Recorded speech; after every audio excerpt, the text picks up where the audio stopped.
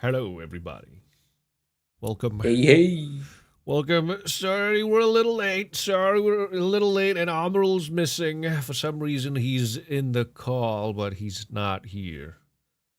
So you're going to have to make do with Mike and me today. Welcome back, everybody, to another TheCensorBar episode. Thank you for joining us. How was your week, everybody? How was your week, Mike? How is everybody doing? Oof, busy. So busy to the point where I haven't played Final Fantasy 14 in about 2 weeks? You haven't played in 2 weeks. Yep. Oh well, that's fine. That's fine. Amrul and I were Yeah. thinking about not Amrul, but I was thinking about restarting my subscription soon as you got your first dungeon. Yeah. That way we can start playing together. But since you haven't played in the past 2 weeks, I'm glad I haven't renewed yet.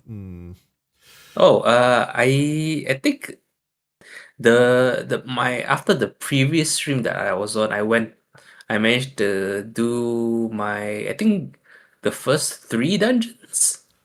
Really? You did the first three ones? Okay. Okay. That's a massive Yeah. It's a massive time skip you got there. God damn, 3 dungeons. Okay, Yep. maybe I'll renew my subscription soon. Yeah, because it was I managed to leave my homeland. Then I went to the three other I'm Yeah, not sure how to describe them, but the other other countries. towns, the other villages. Yeah, the villages or towns or something. Yeah, like the main hubs. Yeah. Yeah, I get it. I get it. Yep. Yeah, that's good to hear. That's good to hear. All right, all right. Well, good Yeah, to know you're and making I cleared progress. all I cleared the dungeons in all three of them. Hmm. Did you play with NPCs or did you play with like players? NPCs. All right, yeah, cool. Yeah, because that way you don't rush through the dungeon mechanics in Final Fantasy Mm-hmm, 14. mm-hmm. Yeah, when you play online with players, sometimes the people you pair with could be a little impatient. They Mm-hmm. run to the end of the dungeon before the game even begins. You know what I'm saying? Especially since you're a newcomer and you don't know Yep. anything about the dungeons at all. That's gonna be fun. Yeah. Okay, cool. All right, Amrul and I can join you soon. Very cool. Anyway, Sundeers. Yeah. I'm sorry. Go ahead. Yeah. No, because I think I'm level 30, 38, 37. Whoa, that's pretty good. I think you're more than halfway to the level cap for the free trial players. I think it's like 70 I for see. free trial Okay. players. Yeah, okay. No, well, So I'm halfway there. you're more than halfway there. God damn, that's fast. That's fast. Okay, I got to play soon. If only Square Enix would stop being so fucking woke. I swear to God. Holy shit. But they're shutting down their Western studios. What's the word for it? They're starting to lay off like the non-essential shit overseas. It kind of feels like they're trying to return to form. They're trying to Mm-hmm. fix the wrongs, or for all we know, this could just be a publicity stunt. Or, in fact, I don't think it's a publicity stunt. Square Enix has been shutting down studios globally except for Japan. Did you know that? Oh, okay. People are That's saying, interesting. yeah, people are assuming it's because they've finally given up on this whole idea of like the modern audience, the DEI in video games, censorship and whatnot. It's because they're just losing. They've lost so much money trying to apply these ideologies in their video games, and so they've realized now. I think after like 6 years.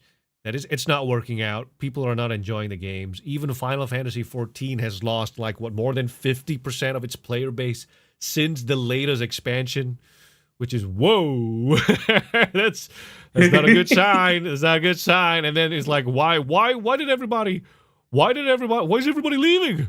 Why doesn't everybody like the new character?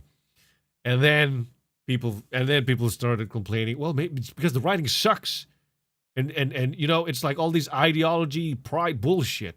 Like, keep it out of video games. Nobody wants this shit. Mm-hmm.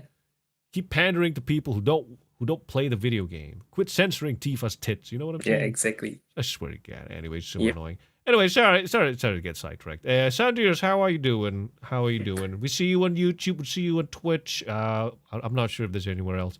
But yeah, welcome back, everybody. Thank you for joining us, Sandiers. Yeah, Kung Si Fa Chai. Yeah, Kung Si Fa Chai. Happy New Year to fellow Chinese 新年快 viewers. 乐。 Good morning to some, good day to others. What time is it for you guys right now?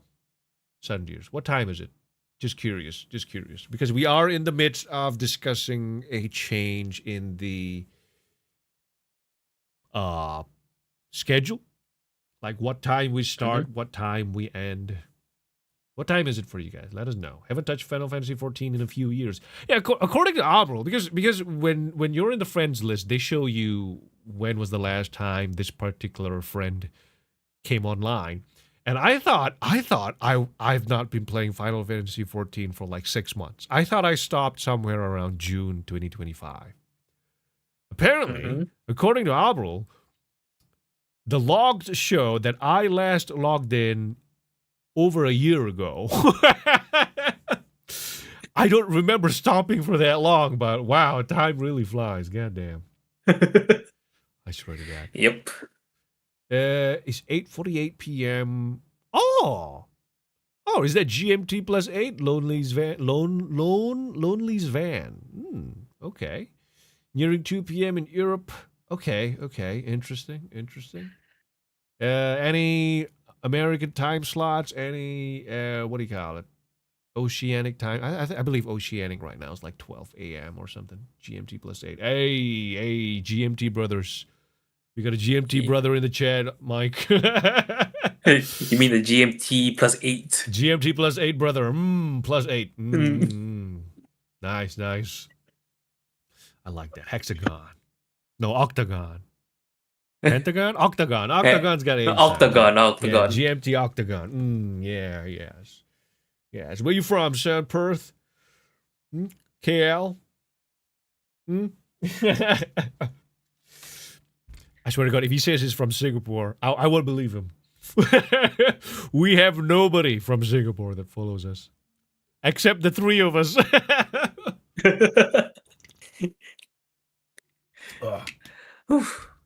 Sorry.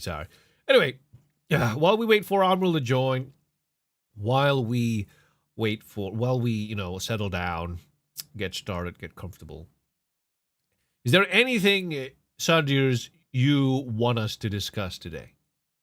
Anything in particular that you think we should talk about? Because we do have some stories that we want to talk about. One of them being High Guard and the entire debacle surrounding that shit show. God damn. Another thing that I wanted to talk about was let me see what's on the list here. You remember Knight's Path? Yes. Yeah, Knight's Path. Okay. So there's a part 2 in that story.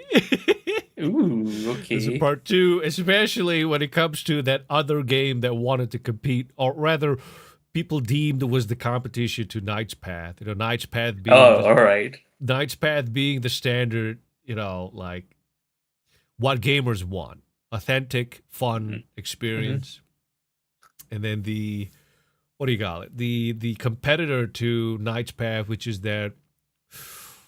What was that lesbian medieval game? What was it called? Something 1348. 1348 ex voto. Yes. There's a part 2 there. I want to talk about it later. It's going to be interesting. So cool. Okay, I'm moving here from YouTube. It felt lonely there. I'm so sorry, man. It's afternoon for me. Yeah, look, I mean, it's not lonely. There's someone else there. Don't be lesser people for now. Man, I got to work on marketing. God damn. Marketing sucks, man. There's so many elements in what do you call it? Streaming. If you want streaming to work. It's not easy, man. Mm-hmm. It's not easy. I mean, it's easier than many other jobs, but like every job, there's a difficulty to it to succeed. Yeah. Exactly. Yeah, Totally agree. So, all right, and for anyone on Twitter, for some reason we're running into the same issues on Twitter again. So if you go to our Twitter profile, you can see that we're live, but for some reason the stream is nowhere to be found unless you click on the profile picture. Or if you're following us, you could see us currently live on X on the right-hand side. This is the second time this happened. I'm not sure what happened. I've kept all the settings the same, but for some reason, this issue just made itself manifest a second time. So we don't really get that much traction on Twitter for now anyway, so I guess it's okay, but it's just annoying that I can't. Ugh, it's not working correctly. That's what pisses me off. So annoying, so annoying. Still got the technical issues. And I forgot to. Oh, shit. What happened? I forgot to. What's the word for it? Repost the tweet on my randomized account. Oh, that's so annoying. I forgot to do that. Oh, it's 20 minutes past it's too late now. It's too late. Shit. Okay, I gotta like write down the steps, man. All right. Don't worry, it's just only episode 7. No, it's only episode 7. What if we were on episode 70 and this is still what you gotta expect? Oh no. Oh no. All right. Anyway, cool. It's cool. Anyway, all right. So Sunders is saying, "I'm interested in the High Guard story. High Guard, okay. High Guard's one interesting. Okay, well we're gonna talk about it. I'm just saying. Is there anything else you want to talk about? Anything else you want to discuss? We're trying to stall for time for Amrul right now. We're not sure what happened. He's not responding to messages. So we hope he's okay. And I got an offer on Kick." This is interesting. Okay, I'm gonna read it. I wonder if I can bring this up. Okay, you know what? Hey, homie, I can share your stream in a Kick community to help it hit 200 followers and 800 viewers. Also, earn $1,500 per stream. Add me on Discord. I'm not. He put his Discord. You know what? Fuck it, man. This is like botting, right? So fuck it. Let's check this guy out. Get a load of this guy. What do you say, Shardiers? You want to bot the stream? Do you want to bot the stream? You want to increase the numbers? We might get on front page, Mike. Just saying. What the hell was that? Oh, man. Either jokingly or seriously, I would say no. That's not the first time, too, by the way. I think it was on the first stream. The first episode, or was it episode 0? We already had those. It was definitely the first stream. It was an episode 0, but it's like, wow, they really fish out those newcomers on Kick, huh? Yep. Oh my god. Oh well. It's apparently it's prevalent everywhere. This botting nonsense. Is everyone in the chat right now currently a bot too? It could be Amru's bot. Well, I know who's Amrul's bot. What was that guy's name? Sora something. Sora3545 or something. He's definitely bot. Horrible hog. Yep. Thank you for joining us, everyone who's here. All right, so I guess Amrul is not coming up. I guess he's late. Hopefully nothing bad happened. Hopefully he's just asleep or something, because he is 5 hours ahead. So we were just going to carry on with today's stream. And let's start talking about some of the nonsense that has been happening around. Anything you want to talk about, Michael? Maybe one or two things. Okay. Like TeamSpeak and how everybody's migrating there from Discord. TeamSpeak. Oh, is it because of the face recognition ID verification nonsense or something? Yep. exactly. Interesting. And Interesting. well, we'll get to that later. Then another talk about yet another PlayStation affiliated studio getting closed Yeah. down. Yeah. Hello. Hello, hello. Yeah, you got cut off there for a moment. Could you say that again? No, I was just saying that I wanted to also talk about another PlayStation affiliated studio getting shut down. Oh, oh, that's right. That's right. Yeah. What was it? Blue Point Studios getting shut down. Yeah, Blue Point Oh, Games. yeah. Blue Point Games. Yeah. Oh, Blue Point. I don't know. I feel kind of mixed about that one. Apparently, oh, I should have saved the tweet. Oh, goddamn. Okay. So apparently, the Blue Point Studios being shut down is kind of has like mixed.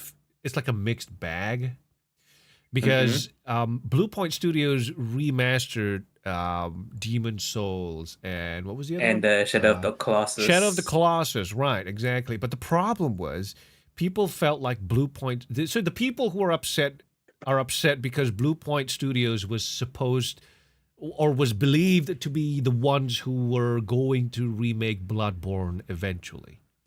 Mm-hmm. And the shutting down of Blue Point Studios seemed like Sony did not care what players wanted and instead just wants to um, push certain products like live services, for example.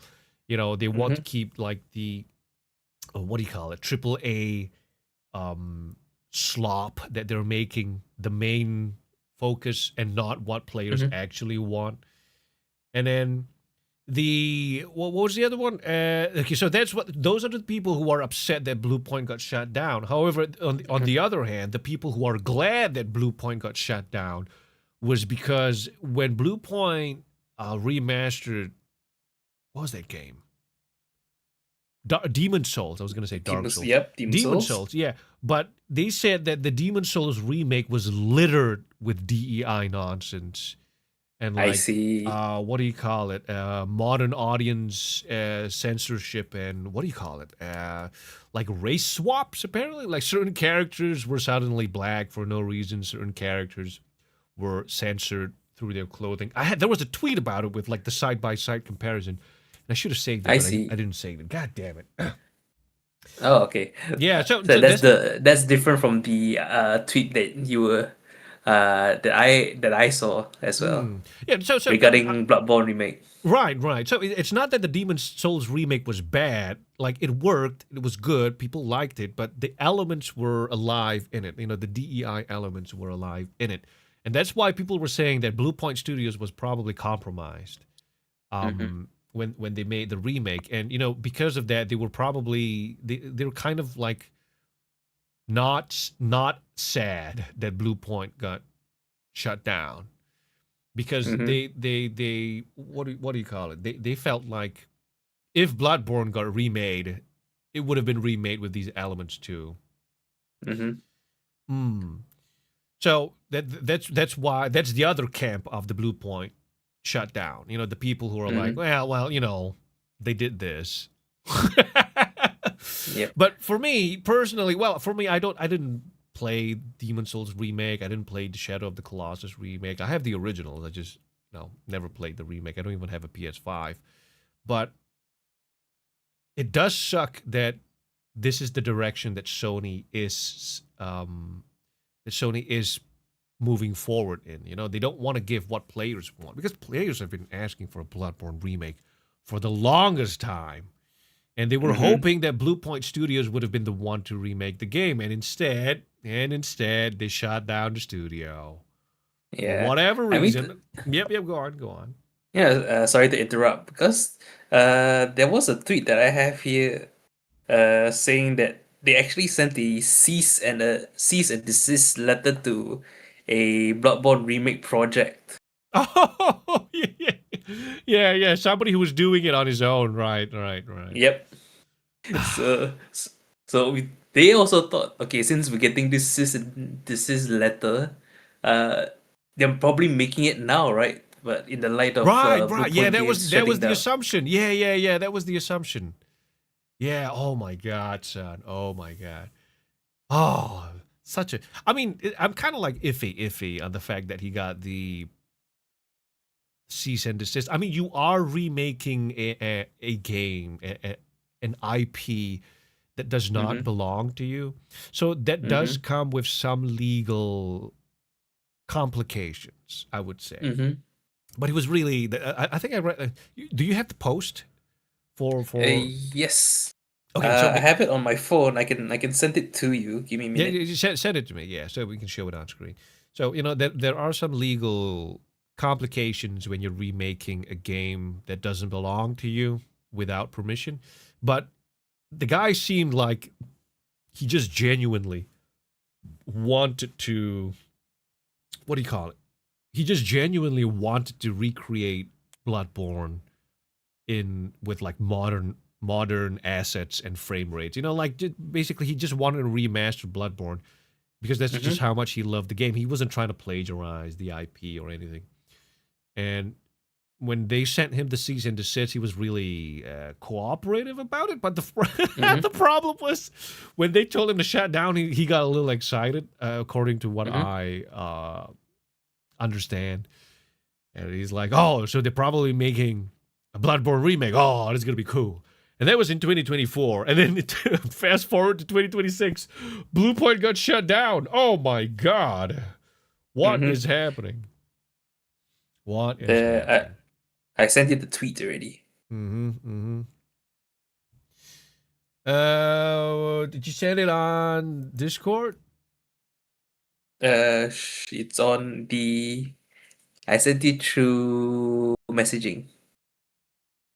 Uh, Discord or WhatsApp? What's that? WhatsApp. Could you send it on Discord? Do you not have the Discord app Give me a minute. on your phone? If you don't have it, it's okay. We can look for it later. It's not an issue. Okay. All right, all right. Studio mode. Yeah, I'll just turn off studio mode for now. Mm-hmm. Mm-hmm. I never played Okay. Bloodborne, but It's on Discord. okay, cool. Thanks. It's a massive fan. Every single collab, a skin DLC or whatever to it. He says it's like a spit in the face by Sony. Yeah, yeah.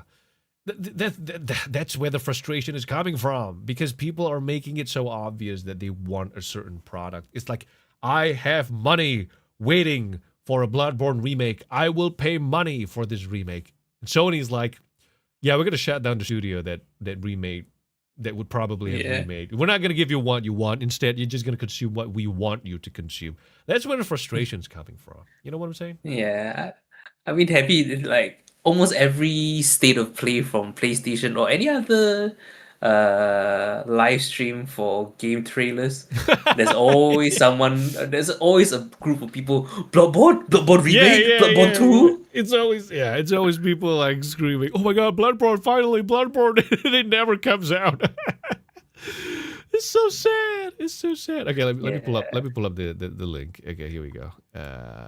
Right, nice find, Michael. Let's bring it up. Let me share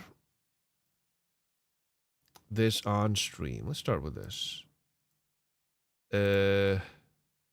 Background window capture. There we go.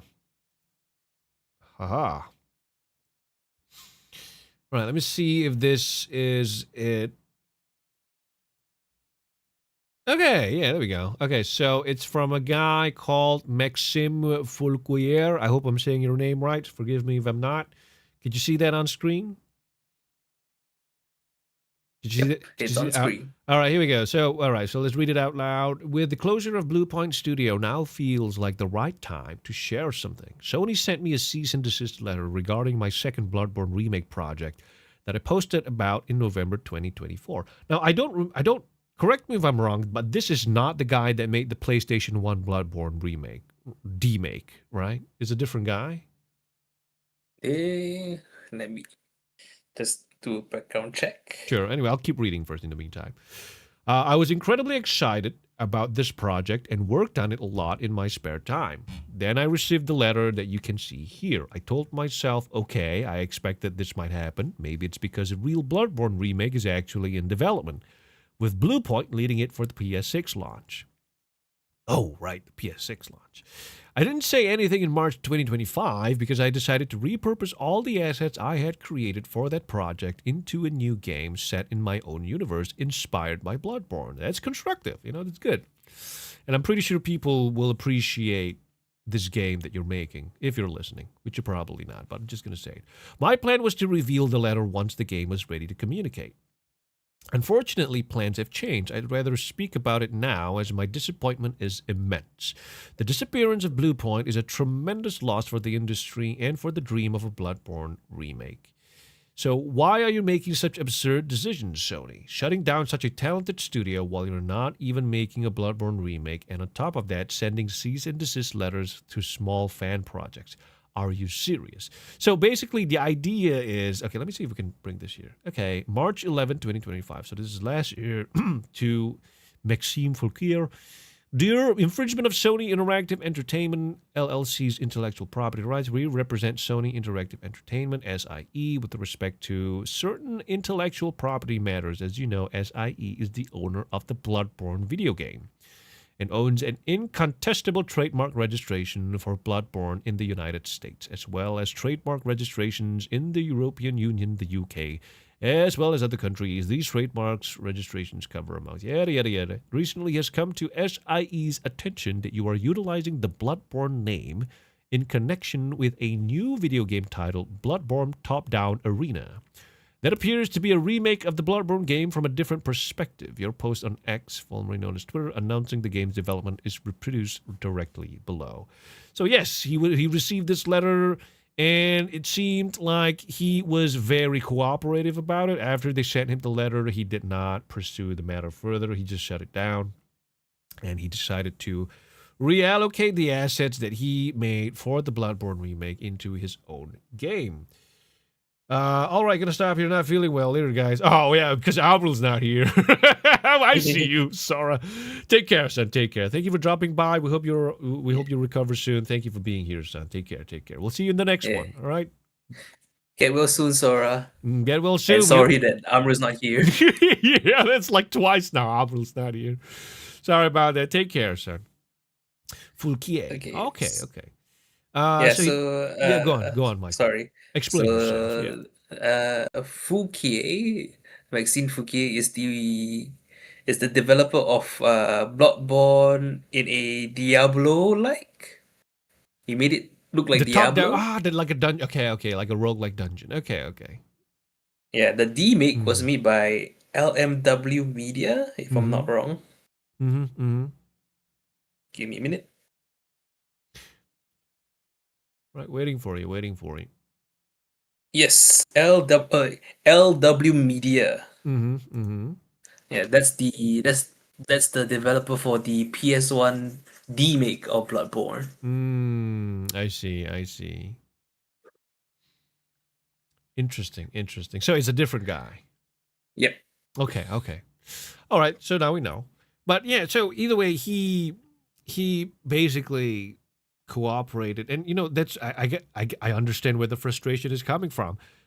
Like, Sony doesn't want you to make fan projects for Bloodborne while not wanting to do jack shit about Bloodborne. That's the frustration. It's like, we are here waiting for more Bloodborne. And if you're not going to do anything about it, then we'll do it ourselves. And Sony went, oh, wait. You can't do that, all right? Fuck you. You can't make more Bloodborne shit. Who gave you permission to like Bloodborne? To do more for Bloodborne? So it's like, whoa,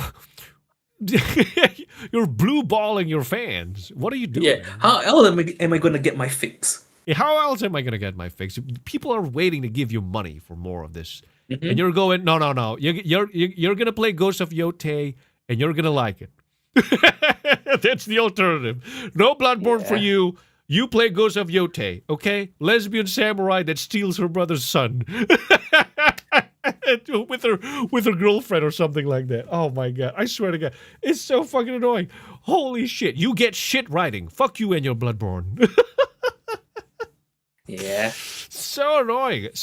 I've never played Bloodborne myself, but I understand the fandom that comes from it, because I saw playthroughs And Mm-hmm. I've played every what do you call it? Every From Software game except the mech series. What do you call it?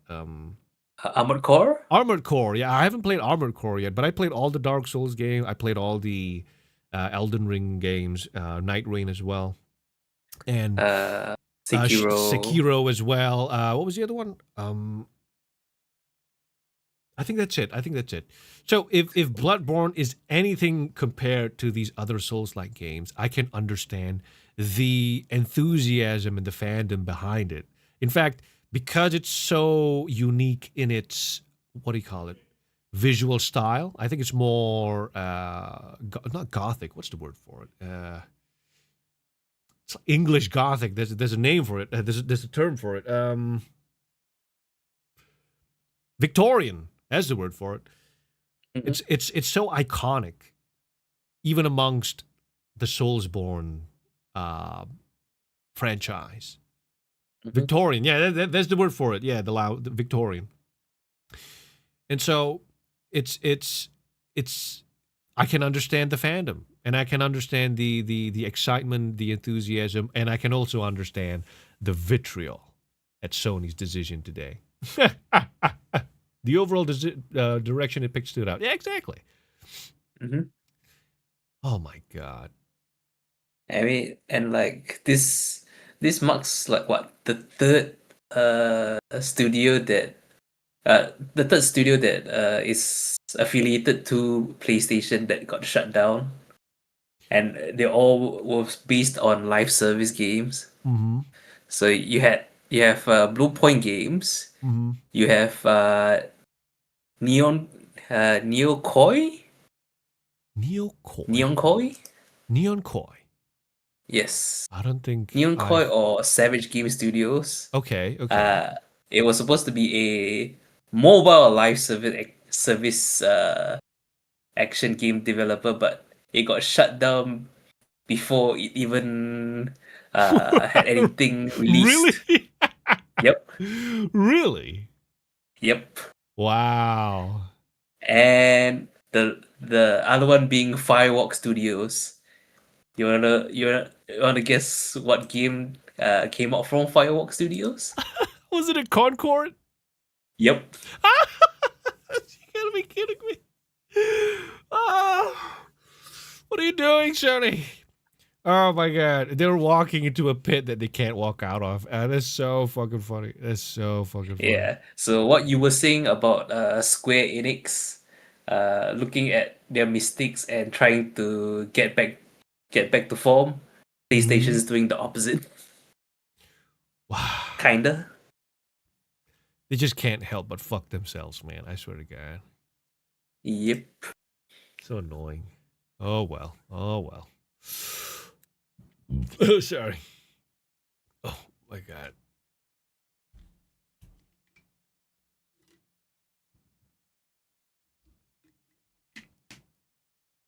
Ugh. It's unfortunate, but yeah, I mean, are we? When you really think about it, are we really that surprised? Hmm? Not really. Are we really that surprised that this is what Sony wants to do? Considering how they fucked over PlayStation fans over and over and over again. Oh, it's so annoying. I stopped being a PlayStation fan after once the PS4 era was over. It's just like as long as I get to play good games, doesn't matter what platform it's on, man. A Mm-hmm. good game is a good game. Back then, exclusives were a thing because nobody saw the potential of it. Well, or rather, not nobody saw, but nobody fully realized the the potential of releasing your games on PC, like the potential profits and player base available on PC. Mm-hmm. So what do you call it? Exclusives were like they were there was like an exclusivity war. You know, it was like, oh, Final Fantasy's on PlayStation, huh? Xbox cuck boys can't play Final Fantasy. And Yeah. then Xbox was going, oh, 99 Nights is on Xbox. You guys can't play that shit. Gears of War's on Xbox. Halo's on Xbox. Oh, you know, you know, for as what do you call it? As immature and as separated as we were in our individual console parties, it was a hmm fun time. It was Yeah, a it fun time. was. Yeah, each console had a reason for you to get it because there were such great games on each of them. And Yeah. then and then PC became the norm. And Yeah. suddenly it all just went away. Yeah. I remember it was always PlayStation versus Xbox with Nintendo looking on from the Oh outside. yeah, yeah, that was the memes, wasn't it? Yeah, it's like PlayStation and Xbox were like the parents, and then Nintendo was like the kid minding his own business, playing in the sand. Yep. Oh man, those were the times. Kingdom Hearts 4. It's been 3 years. Kingdom Hearts 4 has been 3 years. Isn't that nothing compared to Kingdom Hearts 2 and 3? The difference in the wasn't the releases like 10 years apart or something for Kingdom Hearts 2 and 3? It definitely felt like 10 years to I think it me. was 10 years. I think Kingdom Hearts 2 came out in 2008 if I'm not wrong. Maybe earlier, 2007, 8. And I know Kingdom Hearts 3 recently came out like just before COVID or something. Waited 8 years for Lost Ark to come to the West. Don't complain. That's funny. It previewed 3 years ago. Oh, come on. Come on. If you know anything from Square Enix, look, they previewed, what was that game? Versus 13. They previewed Versus 13, and I think it was like, what, 8 years or 6 years after that? It was rebranded as Final Fantasy 15. And then only after the rebrand, I think it was another 2 or 3 years before it was released. So, you know, we're not surprised here. Square Enix is not doing anything new. It's. Okay. Mhm. So Kingdom Hearts 2 released 2005. Whoa! 2005. What about Kingdom Hearts 3? Kingdom Hearts 3 2019. Whoa! That's 14. Wait, no, 9 years? 2019? Was it 2000, 19? Was it 2019? You yeah, said? 2019. That's 14 years! 14 years! Wow! I Holy mean, shit! you still can't beat Beyond Good and Evil 2. Oh, that doesn't count. Ubisoft doesn't exist anymore. I mean, the trailer, if I remember correctly, the trailer for that game was released, I think, during the Game Awards. Was it the Game I Awards? think it was the 2008 Game Awards. Yeah, a long time Yeah, ago. 2008 Game Awards. And according to different news articles that I read, it's still in development. I'm not surprised. I'm not surprised. It's what, 17 years now? Yeah, yeah. It's Beyond Good and Evil 2 is not going to be the same game when it releases, son. It's not Ubisoft's not the same anymore. The Chinese gutted them out from the inside. You keep all your dying brand. I take all the popular one. Now we make the game in China. So annoying. But yeah, you know what? Ubisoft, they had so many chances to prevent that from happening, but you know, they decided to double down. So be it. So Mhm. be it. They had to restart development like 3 times. They had enough to make 12 games. Oh, yeah, I'm not surprised. A lot of their Ubisoft games end up in that kind of development hell. Um, what was it? They filled the gap between Kingdom Hearts 2 and Kingdom Hearts 3 with spin-offs that tried to elaborate on or pad out the plot in the meantime, but it still wasn't great. Well, I think Birth by Sleep was by far the only good side story. Like, wasn't Birth by Sleep when they introduced Aqua? Yep. and what was his name? Ventus, that eventually turned into Aqua, Terra, Roxas. and Ventus. Aquaterra and Ventus, and then Ventus eventually became Roxas or something. Yep. It was so fucking annoying because the story just became so goddamn confusing. It's just Yeah. the real Organization 13. Fucking what? Just Yeah. what is that supposed to? The real Organization 13. It's just It the came, Organization 13.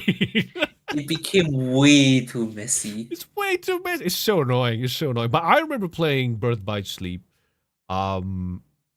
And not understanding jack shit because I played the Japanese version on the All PSP. right. Yeah. I just played it. I'm like, oh wow, who's this guy? Is this guy is his name Roxas or something? What did you keep not calling him Roxas? Who's this old man? Who's this other guy that's in the in this black suit? What's happening? Final battle. All right, that's it. Oh, so annoying. So annoying. So annoying. It's so convoluted. The story of Kingdom Hearts. You know, I'm afraid that We Live in an MMO turns out something like that. Like, there's just so many red herrings, so many Mhm. add-ons that wasn't part of the main plot that just fucks it up. I'm Yeah. terrified. I'm terrified of fucking up We Live in an MMO story to that point. Ugh. So annoying. It really felt like, and then there's another Roxas, and then there's the real 13, and then there's Digital Sora, and then. It's so annoying. Yeah. It's so annoying. I think that's the main reason why people can't get into Kingdom Hearts because it's so convoluted. It's too complicated now. They should have Yeah. just kept the game. They should have just left it at Birth by Sleep. So what was the other one? 358/2 days, and then there's Yeah. the what was it? The Game Boy one. Oh, Chain of Memories. Chain of Memories, and it wasn't there like a Chain of Memories 2 or something? Wasn't there like a sequel to Chain of Chain Memories? of Memories, Dream Drop Distance for the Dream Nintendo DS. Dream Drop Distance. That's the one. Sorry, Dream Drop Distance. What is happening? It's too many things. It's too many Yeah. things. I swear to God. I wish some of the spin-offs didn't like happen because they could really use to like trim the storylines a bit because it's so It's just so unnecessary. it's a bit much. It's a bit much. Yeah, it's a bit much. This is just lightly putting it, Michael. But yeah, it's a bit much. By the way, sorry, somebody mentioned earlier in the stream. I kind of missed it. I'm sorry. Let me see this. Okay, here we go. Okay, I just stumbled upon this channel. Please tell me that's Rando. No, this is a plagiarized version of Rando. My name Brando with a B. Yeah, it's Rando from Rando. Is welcome. You guys remember Brando? Remember Brando, no. Blue Brando. You guys remember Brando? Blue Rando, and I can't say that I do. It's where Nindy came from. Oh, right. Yes. Blue Okay. Now Rando, that you say yeah. that, yeah, now I do remember. Yeah, Blue Rando is the plagiarized version of Rando Wiz. And then they plagiarize Rando Wiz, and then they plagiarize a Japanese artist, and they call her Nindy. And so I went, you know what? Fuck you. You plagiarized me. I plagiarized you. And then they shut down. But now Nindy works for us, a bartender. How you like that? All right. Anyway. What was I saying? What were we talking about? I think we've ignored the chat for a little bit too long. So let me just read what the chat has been saying. On that note, I really love what you've done with your MMO comic, Rando. You legitimately had me in tears a few times so far while reading it. Well, I'm glad you're enjoying the story. Cool cup of Claude. Thank you for reading We Live in an MMO. You're one of the few who remain, who read. We Live in an MMO has taken so long to create that people forgot it existed. I'm sorry. But yeah, I'm glad you're enjoying yourself, you and everyone else who enjoyed it. I think the Lao, you said, keep forgetting to read the latest chapter. Yeah, it's available for free. Don't worry about it.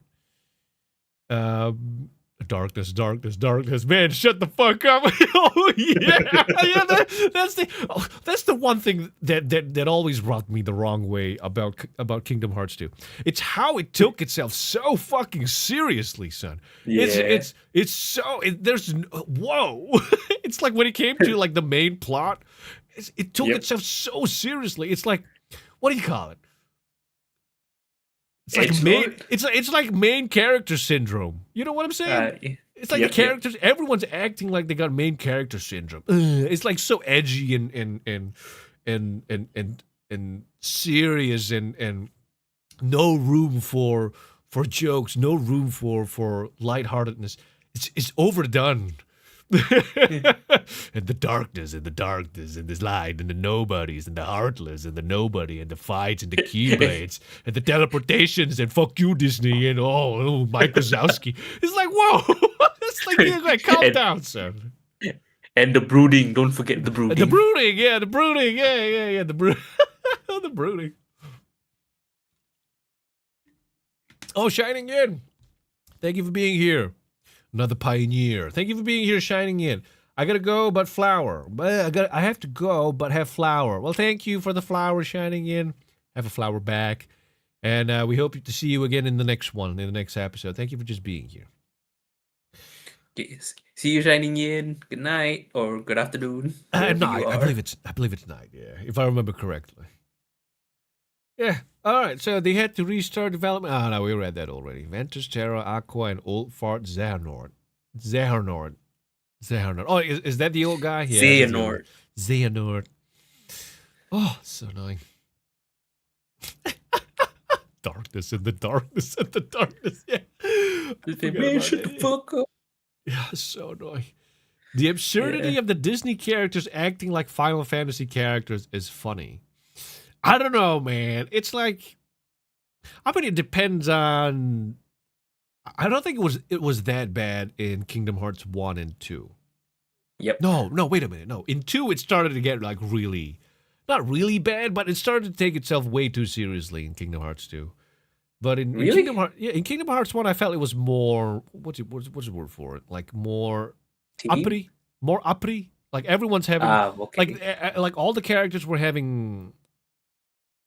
You It could felt tell. like more of an adventure. Yeah, it felt like more like it felt like everyone was just having a good time on an adventure. I mean, it had its serious points, but in Kingdom Hearts 2, when everybody grew up a little bit, suddenly everyone's like so. Everyone felt like Cloud and Squall. You know what I'm saying? Or Leon. It was just so serious. Teenage angst. It's teenage angst. Yeah, exactly. Holy shit, Michael. Yeah, exactly. Teenage angst. It felt like it was catered. It was catered to what do you call it? Emo 14, kids. 15-year-old. Yeah, 14, 15-year-old emo kids who just wanted to live in their own worlds, who wanted to have like their own head canons. It's like main character syndrome. You know what I'm saying? I don't know. It's just me. It's just me. All right. It's just me. You might not feel that way. It's just me. It's just me. Kingdom Hearts 3 was the worst. Everyone kept doing the anime guess before it starts the sentence and lost my sides when Woody did that shit. I'm really Woody did it. Buzz Lightyear-kun, keep that mechanical dick in your pants. I know they call me Woody, but you only just noticed. Oh my god, really? So all Kingdom Hearts characters basically Chunibyo.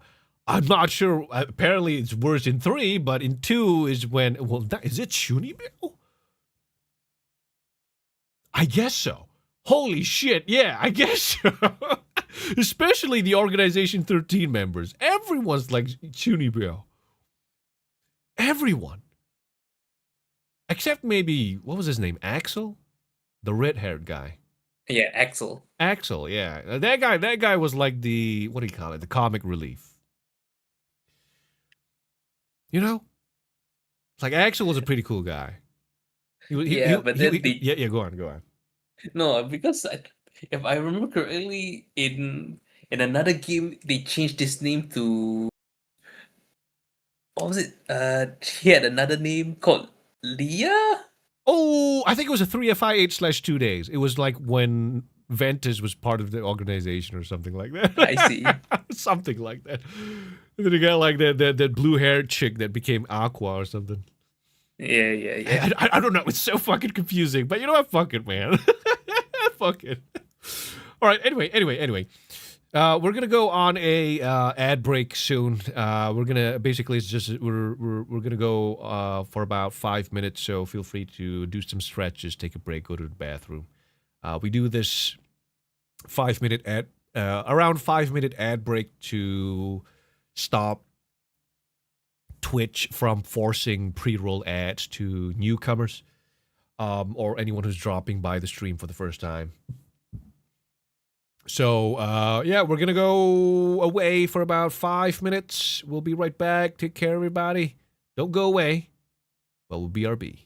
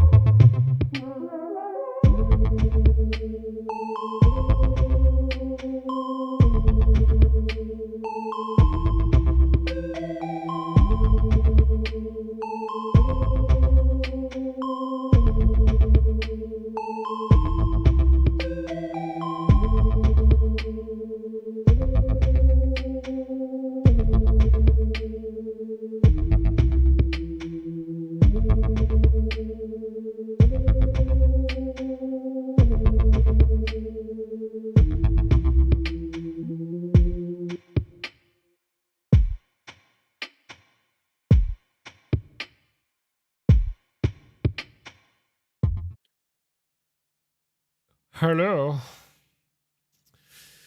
Welcome back, everybody. Everybody here? Everybody good? Everybody had a good stretch? Went to the bathroom? Why are you facing the side, Michael? How are you doing that? Even I can't do that. Am I weird? Did you like change the angle of your VC face? Nope. I'm not sure how that's happening. I don't know, because you kind of like turned to your right a little more. Can you see that? Yeah, I can see on stream. I'm not sure how that's happening because I didn't press anything. That's pretty cool. Even I don't know how to do that. I'm trying to turn right now. It's not working, dude. I'm showing the chat my side profile. Yeah, it's pretty cool. Are you sure you didn't like click out VC face for just a moment or something? No, all I did during the break was go get some water. Oh, that's interesting. Okay, well, we learned something new today, although not Yep. much. Yeah. All right. What was happening while we were gone? Sons of Sparta. Oh, that's another one. I don't have enough of information to talk about Sons of Sparta, but from what I've heard, oh boy. All right, Clash Royale. Oh, Clash Royale. Dude, what's your wallet, man? Oh my god. All right. Gonna go gather some. You're right. Gonna go get. This conversation sounds like two bots chatting. I'm sorry. Look, things are a little quiet on YouTube. It's even more quiet on Kick, and it's even way quieter on Rumble. All right, Twitter isn't even working, so just don't mind the loneliness, but you're not alone. I can see everybody's chat. I have an app that combines all the chats into one feed, so I see everybody. Mm-hmm. I spend a little money for Clash Royale. Oh, that's how it starts. Trust me. It never ends with little. Trust me. Mm-hmm. All right. It's one of the reasons why I'm so fucking afraid of playing gacha games. You know how much fucking caution I play Wuthering Waves with? Yep. Every I mean, it started with day. FGO, right? Yeah, every day I go to the cash shop and I go, no, no, no, I can't, I can't. I don't, no, don't. They're paying you to make promotional content, but don't. It's all gonna go away. The longer I stay here, I gotta leave. I gotta leave. You're just giving back the money that they gave you. Exactly. It's like shit. You know what? Next time if they ask for like promotional material, like, oh Rando, could you like promote this character for us? I'm like, okay, give it to me for free in my account. Then we can talk. Give me the character for free in my account, and then we can talk. Swear to God. Oh man. Just Sunders. Yeah, that's cool. That's cool. Thank God I spent too much on physical TCG. Oh wait. Oh man, Oh trading man, card TCG. games. Which TCG, son? Which TCG? Magic the Gathering, Pokemon. What was the other one? Usually Pokemon's the most popular one. Yu-Gi-Oh. Yeah, but which one? Ah, yes, we'll watch sponsored gambling without the gambling. Don't tempt me. Don't tempt me. Okay? I swear to God. I don't know what I like about like these games. Like even Nikkei. I play Nikkei too. I used to play Blue Archive as well. Hmm. Before the whole what do you call it controversy surrounding the Blue Archive development team. Um, what I like most about these games is the character building aspect. You know, Okay. it's like team building and character building. I love that particular aspect. You know, I mean, obviously we're not talking about like the character designs and how they got to be good, um, Hmm. attractive, appealing, and all that. You know, so going beyond that, it's the character building, the team building, and then dishing out high damage. Hmm. Um, so I'm always tempted when like there's a character that's like, okay, this character can do all of these things with different like teams or different items. Hmm. Right. So I don't buy every character, but the characters that I want, I really want. You I know? see. And so that's why it's dangerous for me, you know? That's why it's dangerous. Yeah, it's. I mean, if it fits your team perfectly, why not, right? Yeah, But then exactly. then again, Exactly. Yeah, yeah. Just saying, just saying. Is it that hard to resist microtransactions? Damn, good I'm poor.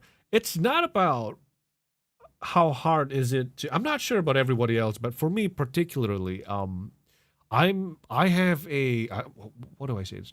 I have I have an addictive personality. That's not to say that my personality is sought after by everybody. You know, that's not what I mean. I mean that I have my personality is such that if something is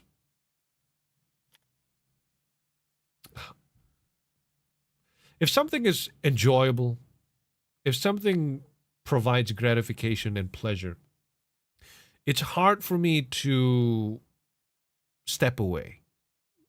mhm. You know, it's like it's one of the reasons why I'm glad that, like I'm Muslim, right? Because I don't drink, I don't do drugs, I don't gamble, and I know for a fact that had I not if I did not have the religion, I would probably be an alcoholic, a gambler in debt, or a drug addict. I know that for sure because of how I fail to control myself in certain vices. You know, one in part FGO gambling. Yep. Fucking, I spent money I did not have on what was it? What Neo was it? Claudius. No. The king of the mountain, Hassan. Like King Oh, Hassan. King Hassan. I spent yeah, money I did not have on King Hassan, and it was after that that I stopped playing FGO because I'm like, wow, okay, I did this once. I'm gonna do it again, so I better uninstall this game before I do it again because I yeah, cannot do this again. I cannot afford to do this again. You know, it's incredibly. How do you say? You got to know where your demons are. yeah, You yeah. you I can you understand. you really got to know where your demons are. Otherwise, if you don't even acknowledge that you have demons to begin with, how do you know that you're not standing right next to them? Hmm? Yeah, Yeah. I'm glad you nip that problem in the butt. Yeah, absolutely. Which is why I kind of hesitated playing. What was that game? Um, Blue Archive, Nikkei, and Wuthering Waves. I kind of hesitated Hmm. playing these games, but their gacha systems are a little more generous, and so I found myself not spending money at all for Nikkei and Blue Archive, but for Wuthering Waves, I've been playing for too long. I spent some money. I gotta stop myself. Ooh. Both are money sinks in different ways. Yeah, but the thing is, for TCGs or gambling is haram. Yes, yes, it is. We all have our vices, Selenia. We all have our sins.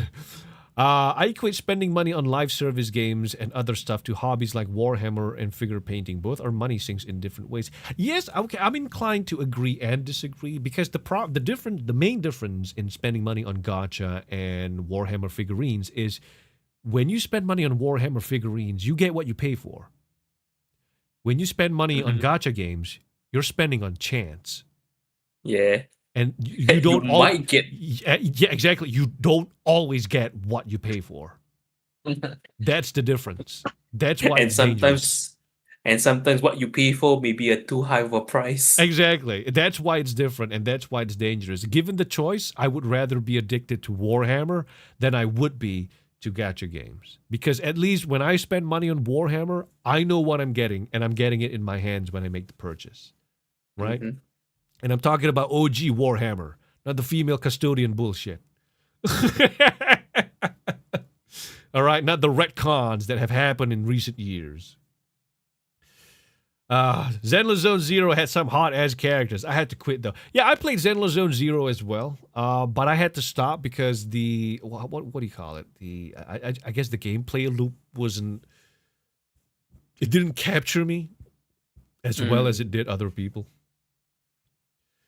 Um, Zanny bled me dry. Zanny bled you dry. Oh, for me it was Cartethia. Cartethia.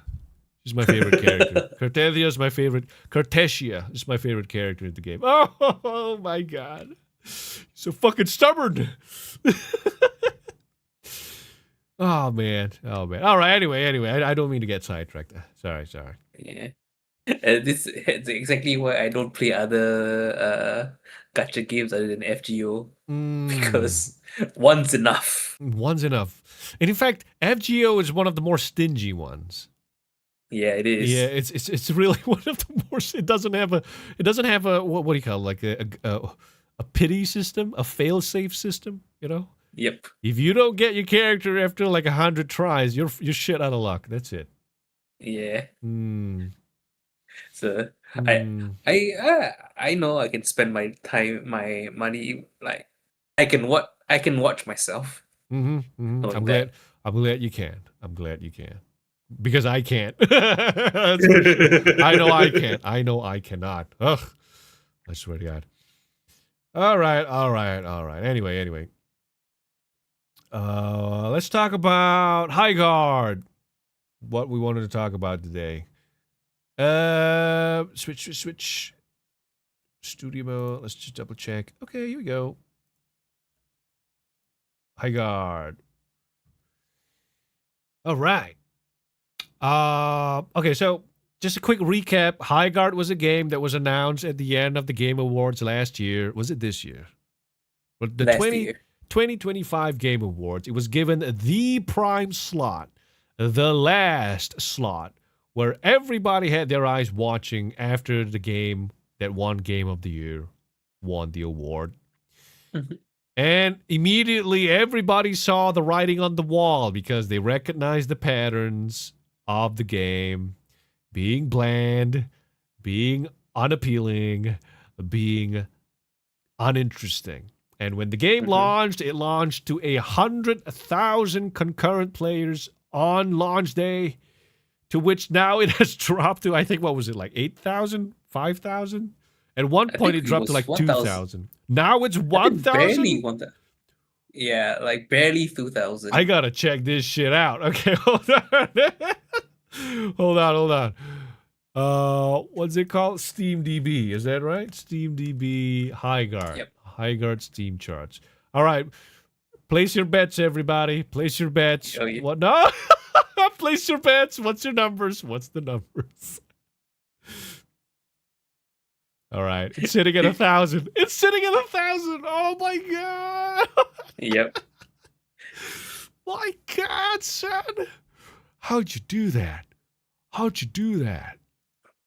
You dropped by 98%? 95%? My god, Yeah. dude. That's insane. Oh my god. And you know what's the best part? It's barely even a month. Right. It's not only just barely even a month. The game's free, dude. The game is free. It's a free to play. Oh my god. It released to 100,000 players on launch day. It's now sitting at 1,000, around 1,000. And, you know, the game was free. People played the game. People saw how boring it was. It was just poorly, not optimized. What's the word for it? The gameplay kind of contradicted itself in the sense that it's supposed to be a action hero shooter, but you spend most of the time traveling and gathering resources instead of actually fighting with your characters. And so basically all that went down and people immediately started running cover for HighGuard saying that, oh, it's the chuds, it's the toxic player base, it's the toxic Steam reviewers on Steam. You know, people didn't play the game. People are just shitting on it because it's the in thing to do right now. And then this famous quote was made. We don't need player counts to be super huge in order to be successful, says the HighGuard devs, responding to posters declaring it dead on arrival. Oh my god. That What is a not dumb thing to say. that is not an attitude that you should adopt after your game flops, dude. No. You know, somebody asked me when we first covered the topic on HighGuard, do you think HighGuard can recover? Like a Final Fantasy 14 type recovery or a, what was the other game? No Man's Sky. Yeah, No Man's Sky type recovery. And I said, and I still believe it till this day, if the developers have a vision to create a good game, then with that attitude, with the sincere spirit of improvement, they would be able to come back.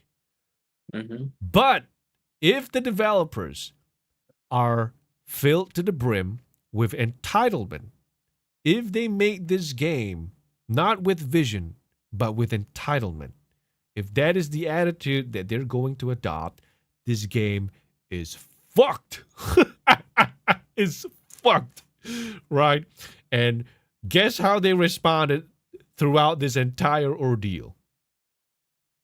With entitlement and cope and no responsibility. So let's go through the articles, okay? So this is by PC Gamer. This is Internet's gonna internet, and already the slogan tells you enough. It's like, what's the word for it? Blame shifting? Like avoiding accountability. It was the internet's fault that my game flopped. Well, maybe it's because your game fucking sucked. You ever thought about that? I swear to God. Anyway, let's begin. The developers of HighGuard will be the first to tell you the reveal of their debut FPS could have gone down better. The trailer shown at the end of the Game Awards in December failed to distinguish HighGuard from any other free-to-play hero shooter, and prompted a wave of cynical social media posts declaring it cooked before anyone had played it. You see, this is what I call bullshit. Cynical social media posts. People were just recognizing the pattern.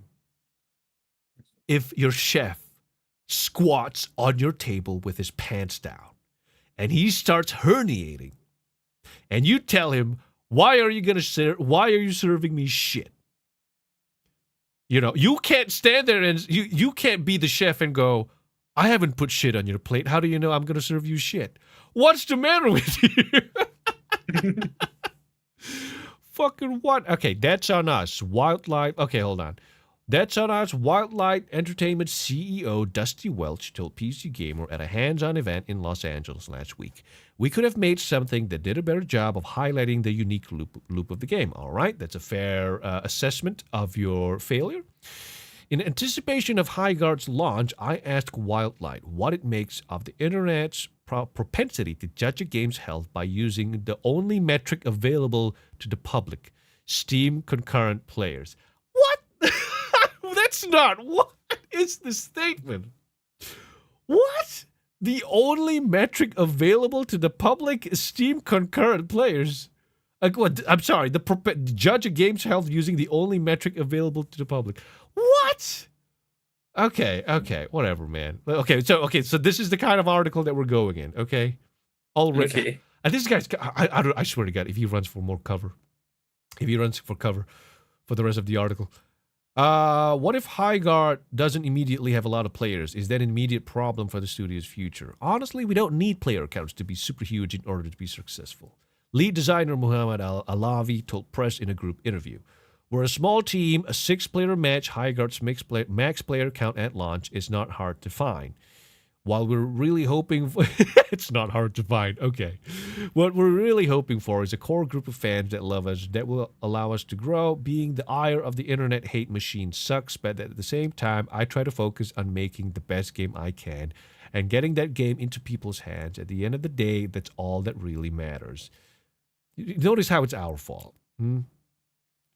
Over 4 years of development, Wildlight Entertainment has grown to around 100 people, of which 60 previously worked at Respawn on the Titanfall series and Apex Legends. The studio is backed by private investors and is self-publishing Highguard. Okay. Was it... Okay, now let's finish the article first. Internet's gonna internet. Ugh. Jason Torfin, VP of Product and Publishing, chimed in. I swear to God, this dude needs a slap in the face. You fucked up your own marketing, son. You fucked up your own gameplay loop, and you're going to blame us. If you're going to be good at live service, you have to listen to the note behind the note. Yeah, there are indications that there's fatigue, that they're confused, that they don't know these things. So it's on us to make sure we respond to that, and we're going to do that. Yeah, everybody's tired of playing Marvel Rivals, am I right? I also asked founder and CEO Dusty Welch what he makes of the FPS scene and is releasing Highguard into a crowded genre, and he offered a compelling counterpoint. Okay, there's this narrative that it's a crowded space. There's so much fatigue in it. Bullshit. That's true, but if you look at what's actually happening and transpiring, it's that there's more players playing, more engagement, more games, and so and so. We have a great opportunity to find our audience with Highguard. Okay. As bullshit as it was in the beginning half of this statement, he's looking at the positive of it. Right? Mm-hmm. But wait a minute. It kind of contradicts each other, doesn't it? There's so much fatigue in it. That means that nobody wants to play hero shooters anymore. And yet he says there's more players playing, more engagement, more games. Does he mean this for hero shooters, or does he mean this for, what's the word for it? Games itself. Games in general? Interesting. I might have misread. The shooter space has only continued to get larger. It's the rocket fuel that continues to propel the entire gaming segment. Shooters are 5 out of the top 10 games in terms of MAU, monthly active users on PC. So all the metrics and the KPIs, the CAGR, compound annual growth rate in the 5 and 3 year category, growth in shooters is incredible. It continues to go at a 5% pace, etc. Okay, so if there's a fatigue for hero shooters, why is the genre growing? Why is there more revenue? Why is the metrics increasing? If there's fatigue, it doesn't make any fucking sense. I swear to God, this article, son. But what do we expect? It's PC Gamer. All right, anyway. So already by this alone, you know that this guy's just full of shit. You know, like we're not analytics, we're not analysts ourselves, but we can tell. You know, you can smell the manure in the contradiction. I swear to God. And you know, by the way he described it too, it's not that they wanted to make a good game. Look at the focus. Look at the focus. The focus is the numbers. It's not about the players. It's not about fun. It's not about game's vision. It's the It's metrics. the metrics. Oh, there's a lot of potential to make money. Yep. All right, cool. Just be honest about it. It's true that despite the small number of games eating up a majority of players, there are simply way more people playing multiplayer shooters today than a generation ago, even the less popular ones. Once again, where does the fatigue come from? Yeah. if the numbers keep growing. If Highguard doesn't find an audience stable enough to stick around, it probably won't be because it's yet another hero shooter. After all, Marvel Rivals came out just over a year ago and was an instant hit. Yes, but why? But why? It's not because there's a ton of people playing hero shooters. Ugh, so disingenuous.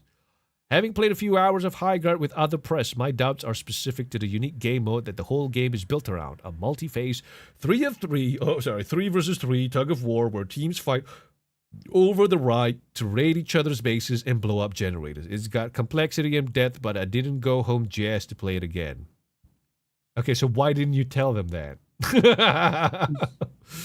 All right. I swear to God.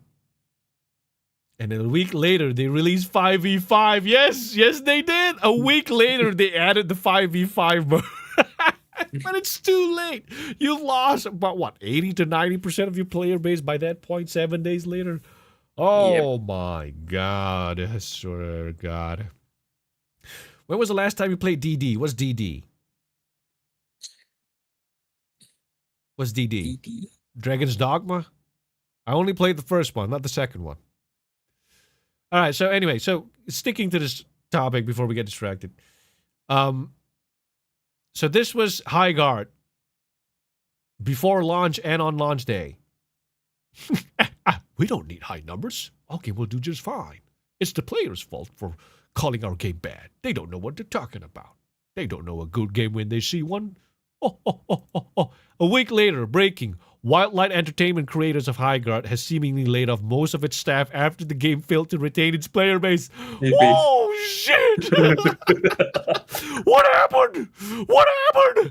It's exactly what players told you would happen. Your game fucking sucked. It's boring. We're not going to stick around. And you doubled down. Oh, I swear to God. What happened Oh to getting my a God. core base of players? Yeah, what happened to, we don't need numbers to succeed. Well, I mean, yeah, sure you don't, but I bet your developers thought otherwise, huh? God damn. Ugh. So annoying.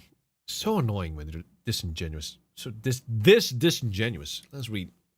So this is from Alex Grainer. I think he worked on Highguard. Unfortunately, along with most of the team at Wildlight, I was laid off today. This one really stings as there was a lot of unreleased content I was really looking forward to that I and others designed for Highguard. However, I'm excited for my next adventure. Yada, yada, yada, yada, yada. He lost his job. That fucking sucks. It's so annoying. That's so annoying. It's so annoying. And, I got no comments because it's happened so many times. You make a game in an echo chamber. You don't listen to the feedback from the people you want to buy your product. And when nobody buys your product, where'd everybody go? Oh, you're all fucking bigots. You're all assholes. How dare you not buy my game? Shut the fuck up, you entitled little bitch. I swear to God. Oh my God. Putting in your 110%. Yeah, but you put your 110% while closing your eyes and covering your ears. And then you're surprised that nobody likes your shit? Come on. You're working. That's not working. You're working hard, stupidly. Ugh, so annoying. Anyway, so I'm sorry, Michael. Go on. No, I just feel a bit, I feel bad for him because, as he said, there were a lot of unreleased content that he was really looking forward to, show, Mm-hmm. but he didn't get a chance to do that. Mm-hmm. So annoying. Even bad games are hard to make. Highguard might disagree. Oh my God.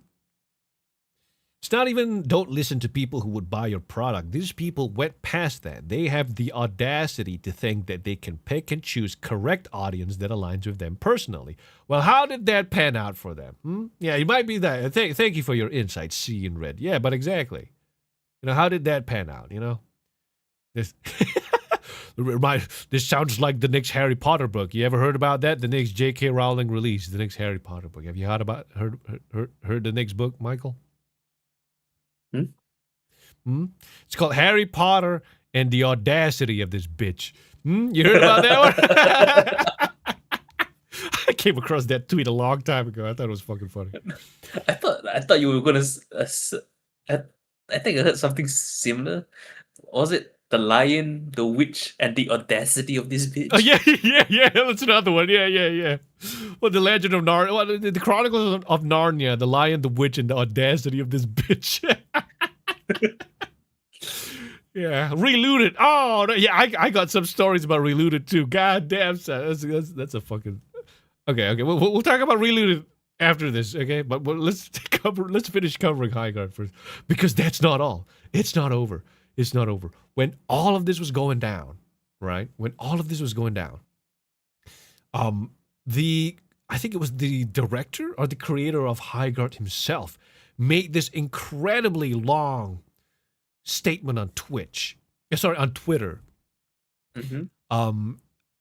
Basically blame shifting again. Was it blaming? Was it the one that he blamed gamers? But I think he deleted that tweet, right? Yeah. So he made this entire tweet longer.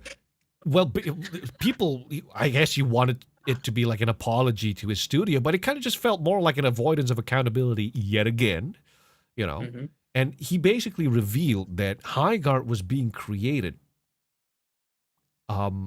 literally in an echo chamber. I can't bring up the tweet anymore because he deleted his entire account.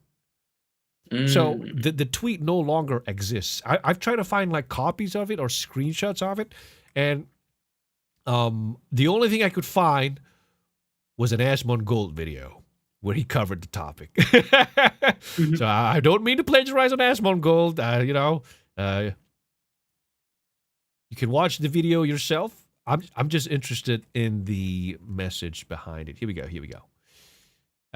Okay, so apologies for the length. I've been wanting to say a lot of this for a while. The day leading to the Game Award 2025 was amongst the most exciting of my life, and after 2.5 years of passionately working on Highguard, we were ready to reveal it to the world. The future seemed bright. This is by Josh Sobel.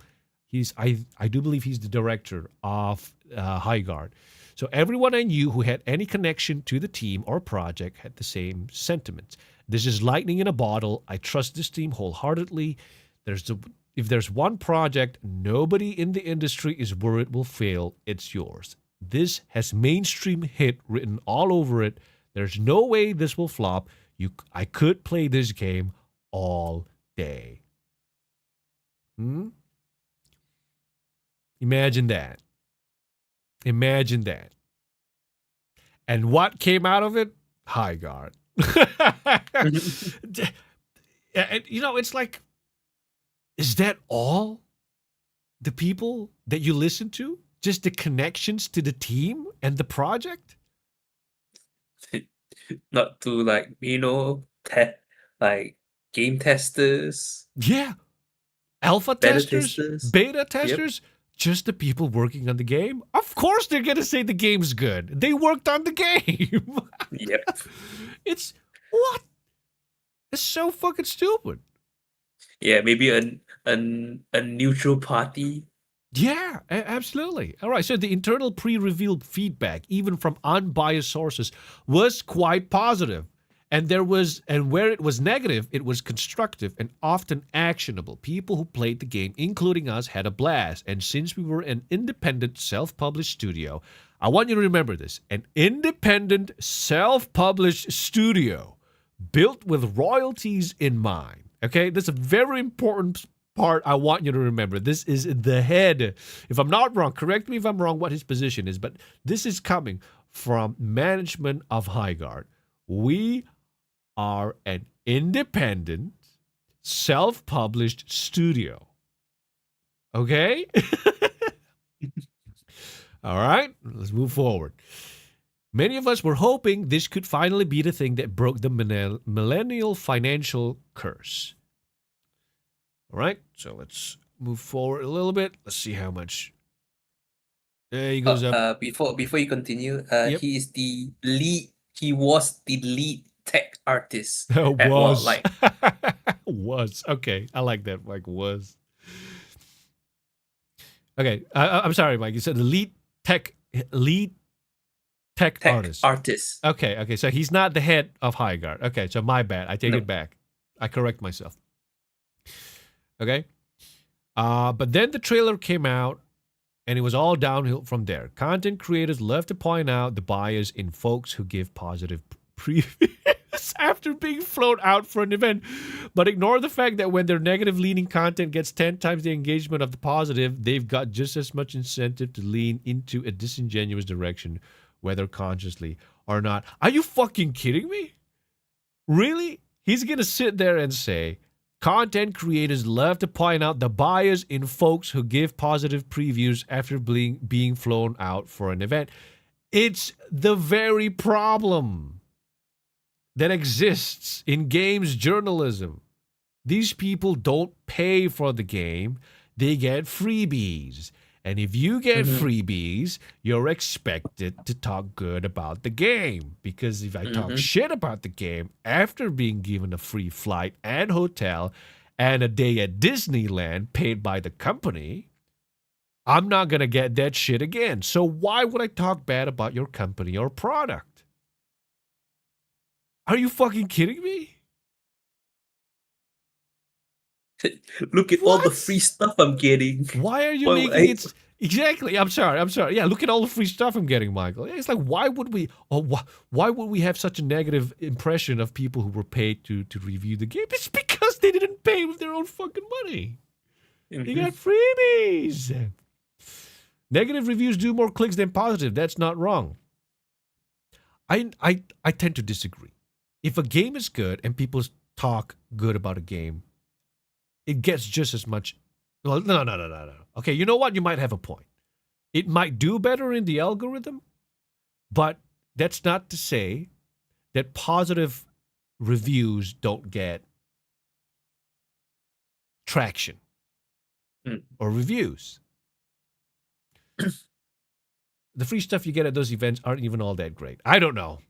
I normally don't like freebies because normally they don't like cheap shit that break before you get home.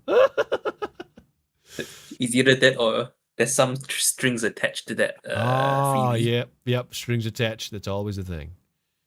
All right. Whether consciously or not. Yeah, but you can't blame us for wanting to watch your game fail when you've checked every box on a game that sucks. Bland design, bland gameplay loop. You know, you paid people to review your game. Why would we trust your reviews then? Oh my God. We want confirmation of something being shit when we don't like it than when we do like it. That is an incredibly insightful opinion, in my opinion. That's one way to put it. I like that. We want confirmation of something being shit when we don't like it than when we do like it. However, maybe it's just anecdotal, but I think the opposite is also true. If we believe something is good, we want confirmation.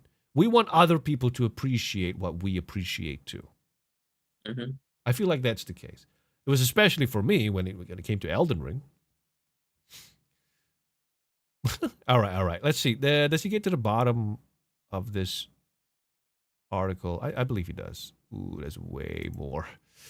Okay, the hate started immediately. In addition to dogpiling on the trailer, I personally came under fire due to my naivete on Twitter, which almost all of my now former co-workers had learned to avoid during their previous game launches. I got a game that disproves this. You ever heard of the game Knight's Path? Yep. It's so annoying.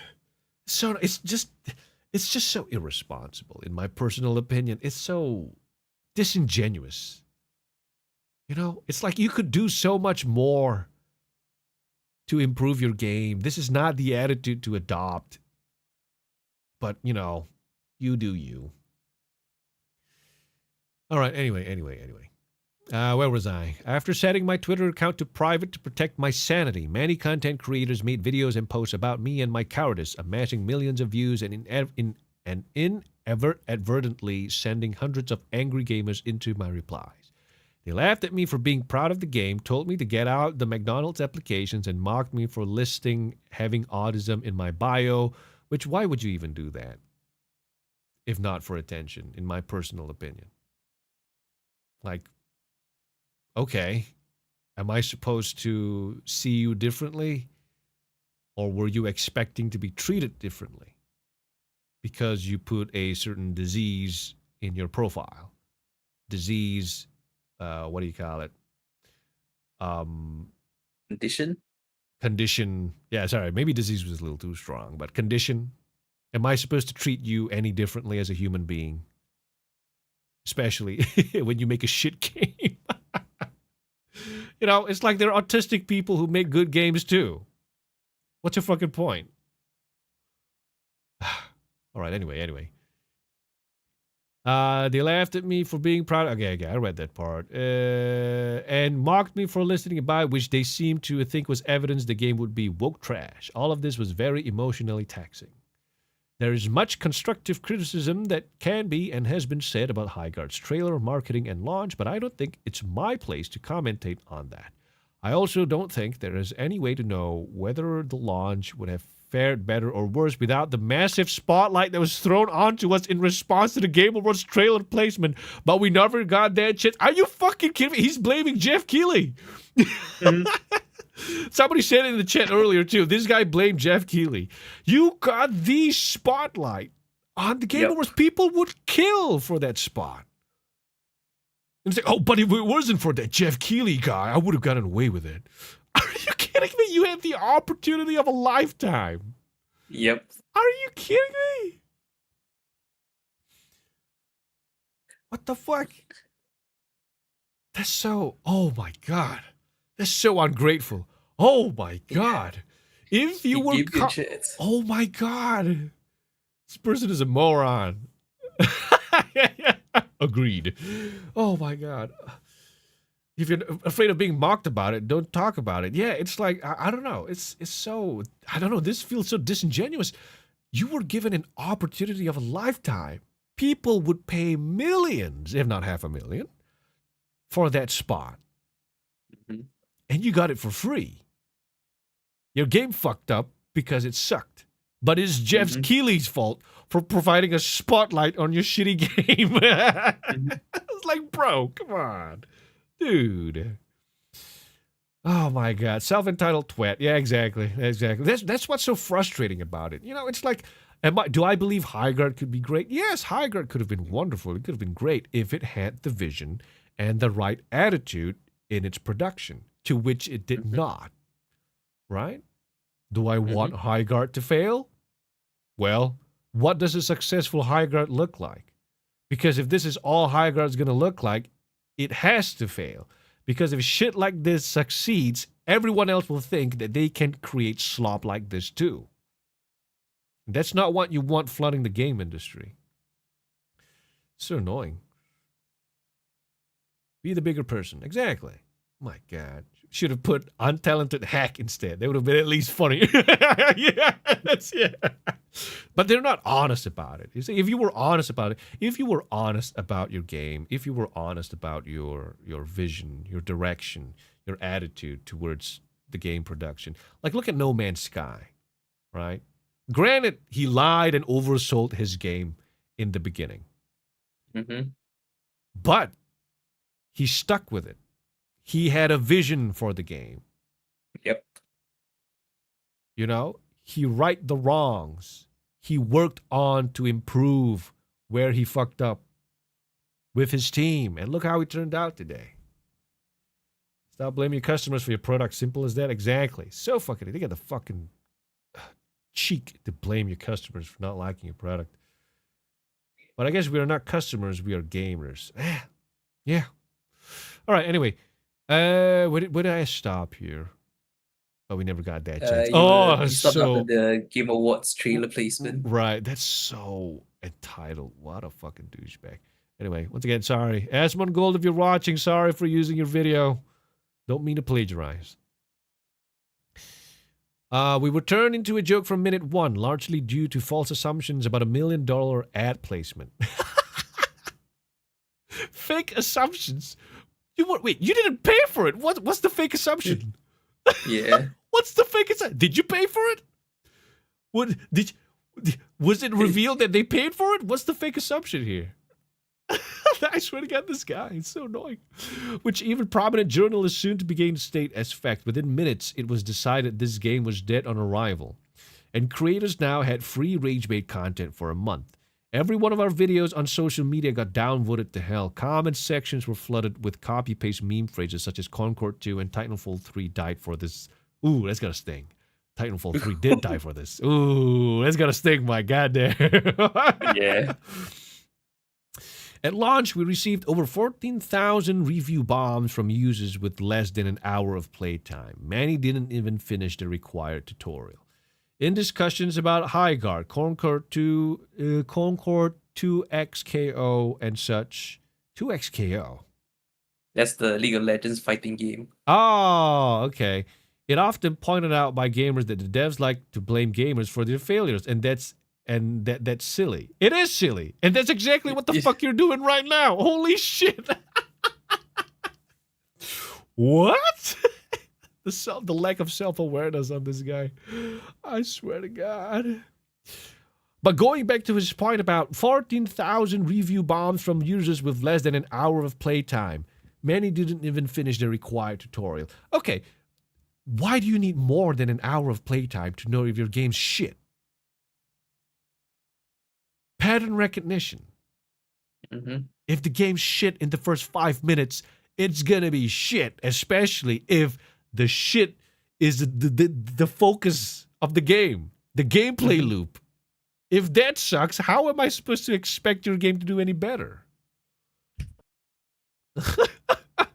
It's so annoying. Yeah, it's like quite literally everybody saying, I've played these games before. Day one, the tutorial had proof of auto translation. Okay, I can't really hound them for that one. Maybe if they had the budget to get translators and they did not, okay, that's pretty scummy on their part. That's cutting corners. Oh my God. Oh my God. Exactly. Even if it's only shit for the first 5 minutes, I'm done within the first. That's the point. The fact that you expect people to play your game for at least an hour before deciding whether or not your game is shit is entitled. Mm-hmm. Gamers have been playing games for a long time, and there's so many games out there that people know what a good game feels like. Mm-hmm.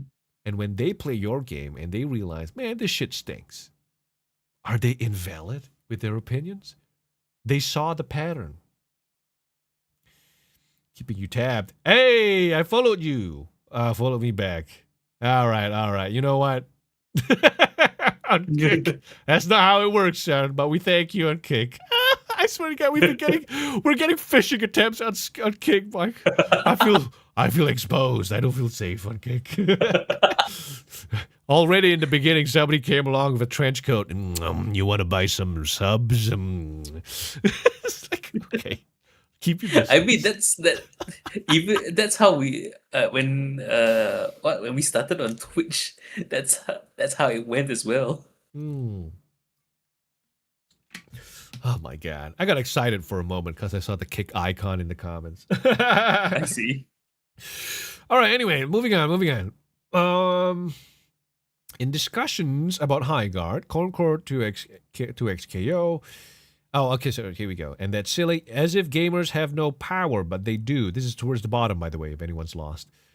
A lot of it, I'm not saying our failure is purely the fault of gamer culture, that the game would have thrived without the negative discourse, but it absolutely played a role. That's fucking bullshit, son. Mm. What a blame game. All products that are at the whims of the consumers, and the consumers put absurd amounts of effort into slandering Highguard, and it worked. Oh, it's so That's, it's so oh, disingenuous, son.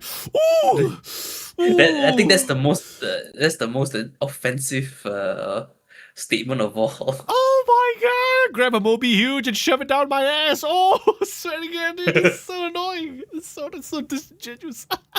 It's so yeah, a complete shift of blame. Yeah, holy shit, dude. What is this guy? 5? Come on, dude. You're the head tech lead in Highguard. This is why your game flopped. Because you're whiny ass bitch. My god. You were given a golden platter with golden utensils. You shat all over it. And you're blaming everybody else for pointing you out. Mhm. Oh my god, it's so immature. All right. Anyway, that was the meat of the article. Let's see if we can get to the bottom here. And here we go. Here's the guilt tripping. Many of Wildlight's former devs will now be forced to assimilate back into the actual corporate industry many gamers accuse Wildlight of being a part of. Nobody cares. We just want a good game. You failed at that. That's not my fucking problem. It's not our fucking problem. Okay, that's just the free market. Your product sucked. We'll go to the next product that actually doesn't suck.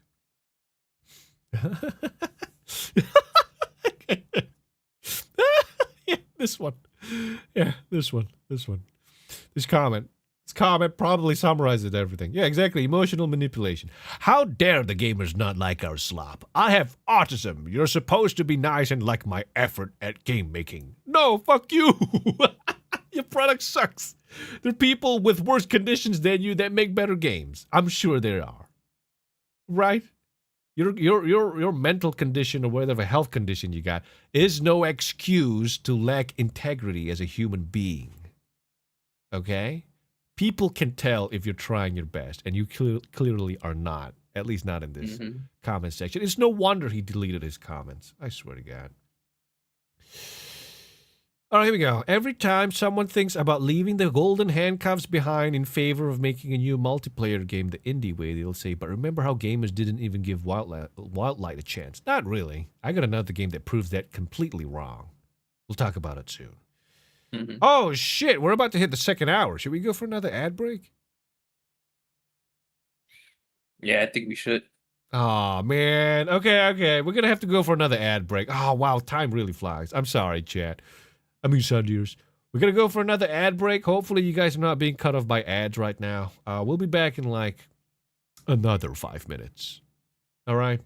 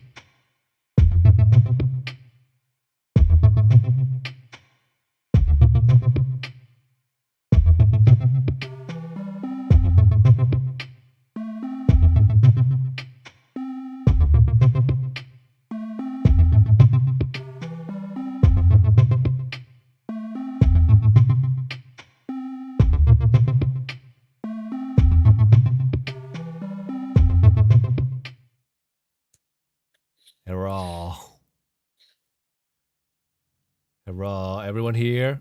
Everybody still Be alive? back. We're kind of stretching beyond our usual streaming hours. Sorry about that. I know we usually try to keep the streams around 2 hours, but I really want to get through this high guard nonsense because I believe after I'll save my comments for the end of the story. But you know, yeah, I just want to get it over and done with. Oh, hero! Wait, where have I heard that before? Oh, hero! Was it from Kung Pao Enter the Fist or something? Oh, hero. Oh, hero! I don't know. I just heard it in that voice when Cool Cup of Claude said that on YouTube. Oh, hero! All right. Nope, no one's here but the lion, the witch, and the audacity of this bitch. Yeah. By the way, I'm happy to see you being active, Rando Wiz. Love your comics to death. Thank you, C and Red. Thank you for joining us. Thank you for your comments. I'm glad you're able to enjoy my comics for as long as you have. I think you mentioned something earlier too, and I kind of missed it. Sorry for not bringing it up. Let me see if I can find it earlier.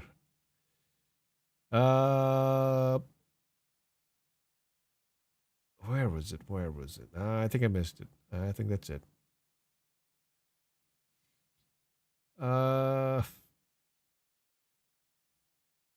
Yeah, I'm sorry. I think I missed it. Well, let's finish up on this high guard ding dong. Yeah, exactly. All right. Hopefully, we're not dragging everyone's time too much. You know, sorry for being a little off time. We started half an hour late, and then now we're pushing for time. Oh, all right. Let's go back. Let's go back. Okay. All right. Everybody's putting fries in the bag now. So let's see. Soon, if this pattern continues, all that will be left are corporations, at least in the multiplayer space. Innovation is on life support. What a guilt trip, dude. What a stupid statement. Another one. What a gaslight, dude. Holy shit. Oh, it's your fault that games are going to fail from now on. No. What's going to happen from now on is your game fucking up and failing. The rest of the games are going to be fine, especially the ones that are actually doing well. Dude, what the fuck? Dude, how can you say innovation is on life support? You know why it's on life support? Because his game is on life support. It's a narcissistic statement. Innovation is on life support because my game's on life support. And my game is innovation. Nothing else is. So if you don't support my game, you're not supporting innovation. Go fuck yourself. Oh my god, dude. Ooh, man, what a gaslight, dude. You got a match? We can start a fire with this amount of gaslight. You know what I'm saying? Yeah. See, the studio's called Wildlight. You should be called Gaslight? Yeah, either Gaslight or Wildfire. Wildfire, god damn. Oh, sorry, Asmund. Fuck. That was so funny. It's so funny. Okay, we're at the end. We're at the end, everybody. Just hang out tight for a little bit longer. Even if Highguard had a rocky launch, our independent, self-published, dev-led studio full of passionate people. Okay, I'm glad Asmund Gold highlighted this particular part. Our independent, self-published, dev-led studio full of passionate people. Remember this statement, okay? Mm-hmm. How high is this guard? Apparently not enough. They got caught by the feds. Just try to make a fun game with zero AI and zero corporate oversight. Deserved better than this. We deserve the bare minimum of not having our downfall be gleefully manifested. Once again, very kindly, go fuck yourself. What kind of entitlement is this? You are supposed to like my shit. You're supposed to praise my shit because I put all my time, effort, blood, sweat, and tears into it. That's not how the world works, buddy. If you made shit, everyone's going to call it for what it is. Mm-hmm. No matter how much you bled for it. Swear to God. Randall, I just remembered. Don't you have an animation for that? Oh, right. Yeah, this one.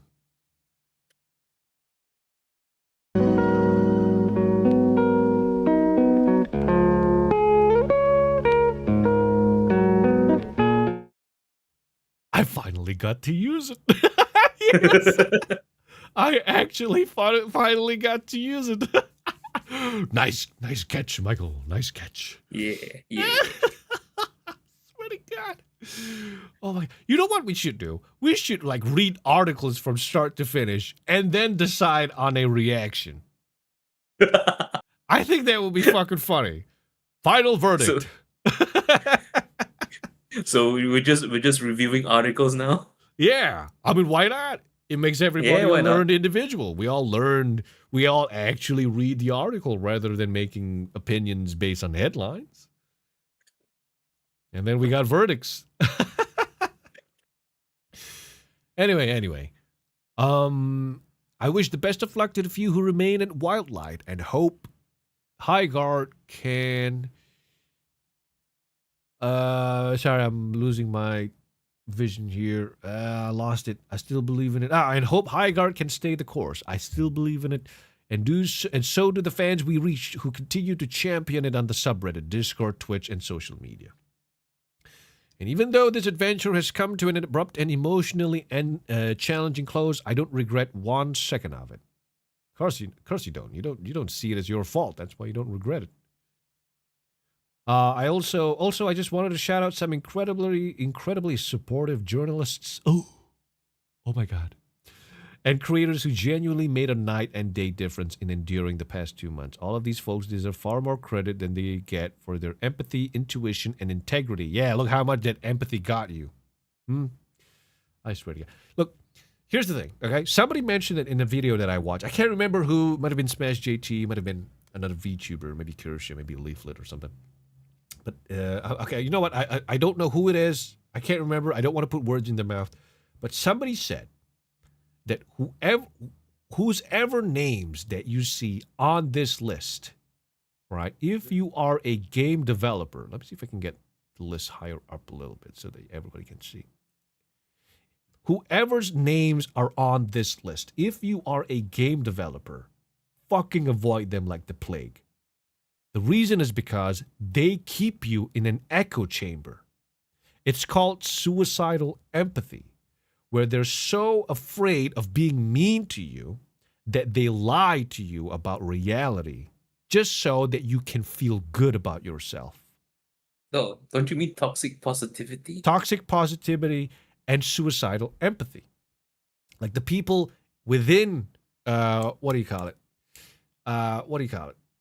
Sorry, toxic positivity. That's the more accurate one. Sorry, I'm thinking of something else. But, toxic positivity, they keep you in an echo chamber where you're constantly being told shit that isn't true. And you're led to believe that you have gold in your hands when you actually have dog shit. So if you're a game developer and you're ever approached by any of these people on the list, once again, avoid them like the plague. Because they are willing to lie to you. They are willing to sacrifice your entire studio project and effort just so that they can play your games for free. Being arrogant AF, yes.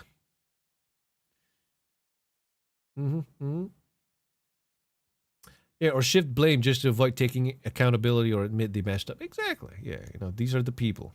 Toxic positivity. Yeah, I don't know why I said suicidal empathy. Maybe I'm thinking of something else.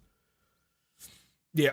Okay. All right. So, once again, now I want you to take note. He made this entire comment, and then this is from Master of the TDS. Josh Sobel now deleted his X account entirely just days after publishing an article blaming gamers for Highguard's failure. Looks like the deflection didn't land the way he expected. Oh, that's so sad. So unfortunate. My blame game didn't work. They used reflect and he came back onto me, rightfully so. I cannot take this shit no more. Out I go to blue sky. Oh, it's so frustrating. You know what's frustrating about it?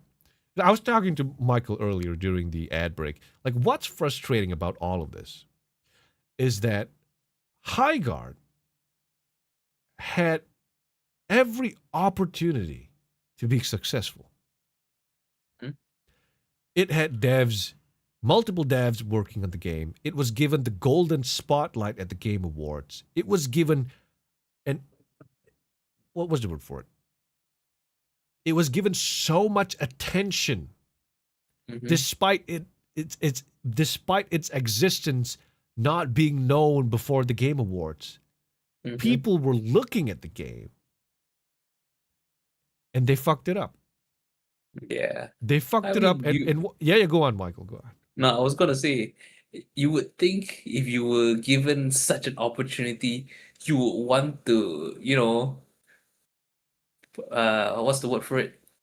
Display your best, or at least the best work that you have at that time, uh, on such a platform.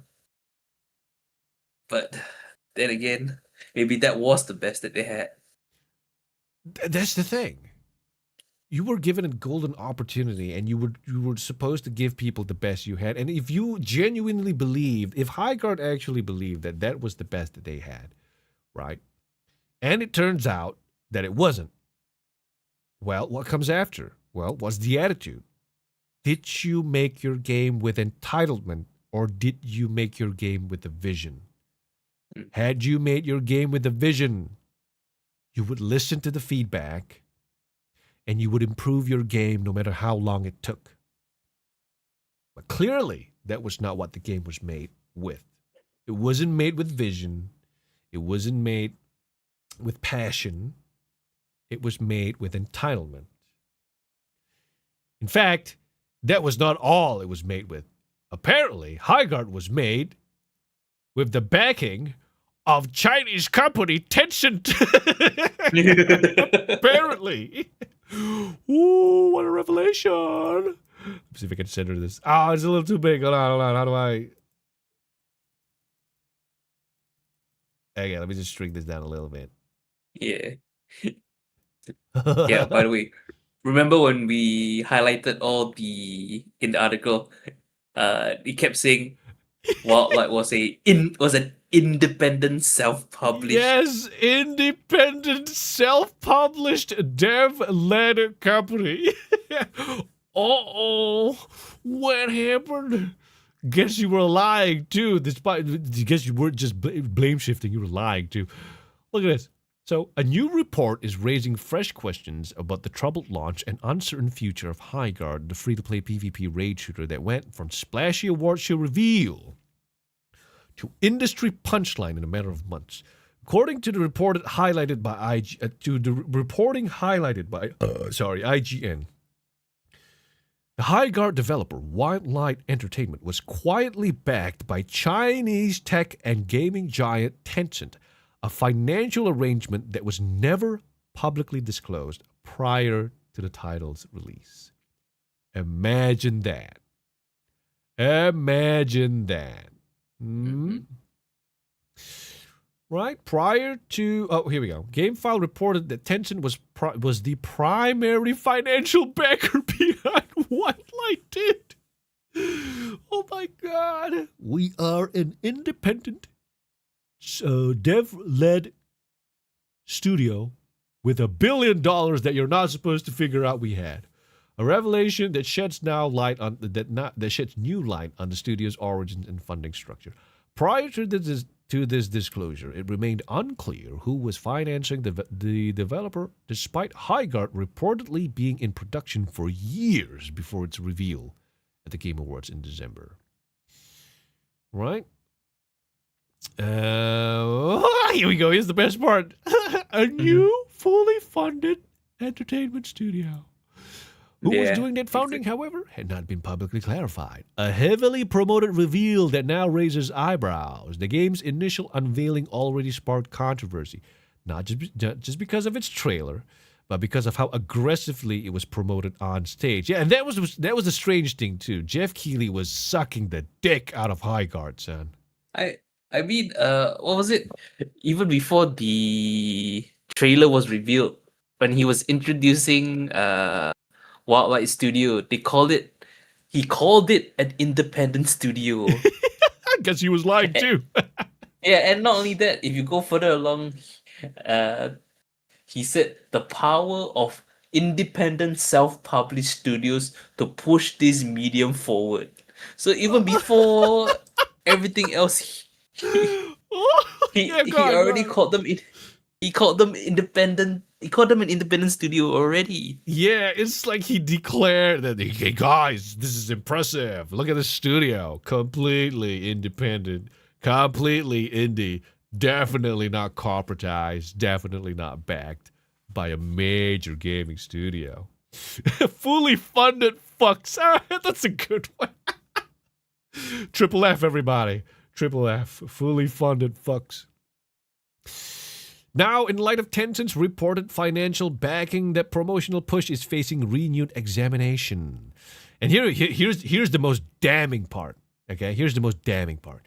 Tencent executive Stephen Ma, senior vice president of Tencent, serves Mm, on the Game Awards advisory board, yep. creating an indirect institutional connection between the event and the game's financial backer. Well, well, well. Sorry, let me say it in Tencent terms. Where? Yeah. Chef Kiri, my identity no longer secret. I pour my backing out now. He's like, okay, I I'm mean, sorry, Michael. Go on. no, I was gonna say, uh, I guess this is how they got their spot. I guess Mm-hmm. It's like, like mm-hmm. having your financial backer be on the advisory board. I mean, that's Yeah, one way to get the spot. yeah, exactly. Is it no wonder they got the last golden spot in the Game Awards? Come Hmm. on. Come on. Look, there is no evidence that this relationship influenced the decision to spotlight Highguard. However, the overlap is fueling speculation online about whether the title received preferential visibility during the show. Oh, come on. That's like, yeah, obviously that's how they work. Obviously, they're not going to make it obvious that my Game Award show is by the way, it's sponsored by Tencent Games. Tencent Games, everybody. Highguard is also funded by Tencent Games. Don't question why I put it on the golden spotlight. It's like, come on. Yeah, obviously they're not going to make it obvious, right? But you can make the correlation. Come on, you know? But I also like to think the fact that they kept it secret was also another question mark. Right. Because normally independent game studios, they're quite transparent by how they're getting funding. I mean, I think Team Cherry, Mm-hmm. or they were fully honest. They put in their LinkedIn they're an independent game studio, Mm-hmm. and they always make sure that honest with their Kickstarter, and they're no Mm-hmm. longer getting donations for their Kickstarter. Right. You see, like, look, the issue isn't that they're funded by Tencent. The issue is not that they have millions of dollars in their backing. The issue is lying, Mm-hmm. is hiding. Yep. That's the issue. You're trying to swindle your players by making them believe that you're something you're not, Yeah. that your game is something it's not. And when people catch on and point it out for what it really is, which is, by the way, is dog shit, Mm-hmm. you get angry. How fucking Yeah. entitled do you gotta be? And not only that, they tried using the indie moniker as sort of like another shield. Right. Yeah, it's like they put it. Hey, this is an indie game. Of course, we'll get. You know what I mean. Oh, that's a good It, point. Actually, like whoa. the Okay, indie okay. scene is so big right now. We just label our game as indie, and it will sell. Right. Holy shit. Yeah. So that's incredible. What do you call it? Foresight, hindsight. Like, that's an incredible observation because indie games are right now overtaking the games industry. Corporations know that if the label of AAA is slapped onto their video games, it's automatically looked at with vitriol. It's looked down on. And so maybe labeling Highguard, what is it called, Wildlight Studios as indie was an attempt to sneaky fuck their way into the indie scene. You know what I'm saying? Mhm. It's like they're trying to sneak in cunningly. Oh, that's an interesting observation, Michael. Very interesting. Hold on. Okay, it seems like the chat's being a little enthusiastic. Let's read some of the chat. I wonder how Concord 3 will do. This was Concord 3. No, this was Concord 2. And then Wild Hunting Gatherer. Hunt Gathering or something. What was that game? Horizon. Hunting Gathering.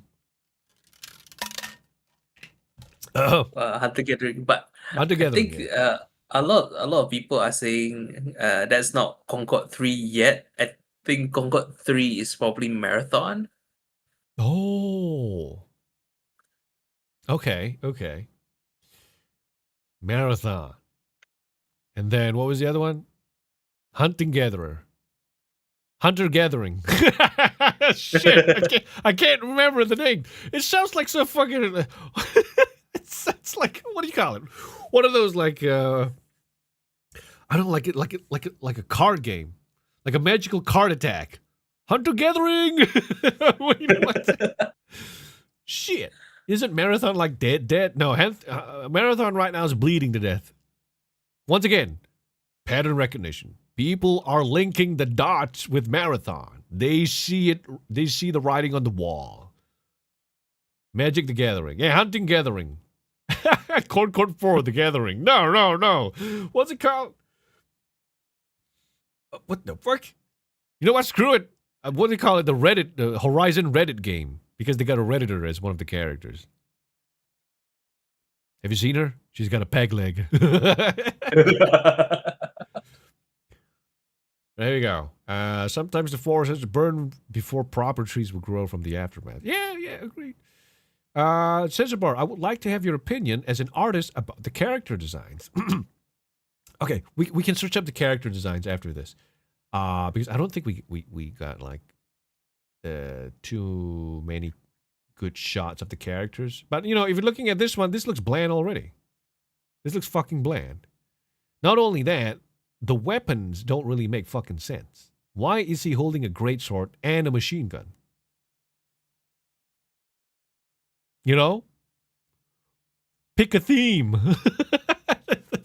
As an artist, pick a theme. All right, anyway. But that's a good question. I think I might do that. Comparing the character designs. Yeah, I'll search it up after this. Okay, let's finish this article first. Last stages. From award stage to online mockery, even before release, Highguard struggled to win over audiences. Of course it did. The Game Awards trailer triggered weeks of criticism and skepticism across social media and YouTube, with some creators declaring the game dead on arrival based solely on its early footage and tone. This guy looks like he's enjoying a fart. You know what I'm saying? As you can see the dust cloud behind him. I think he is.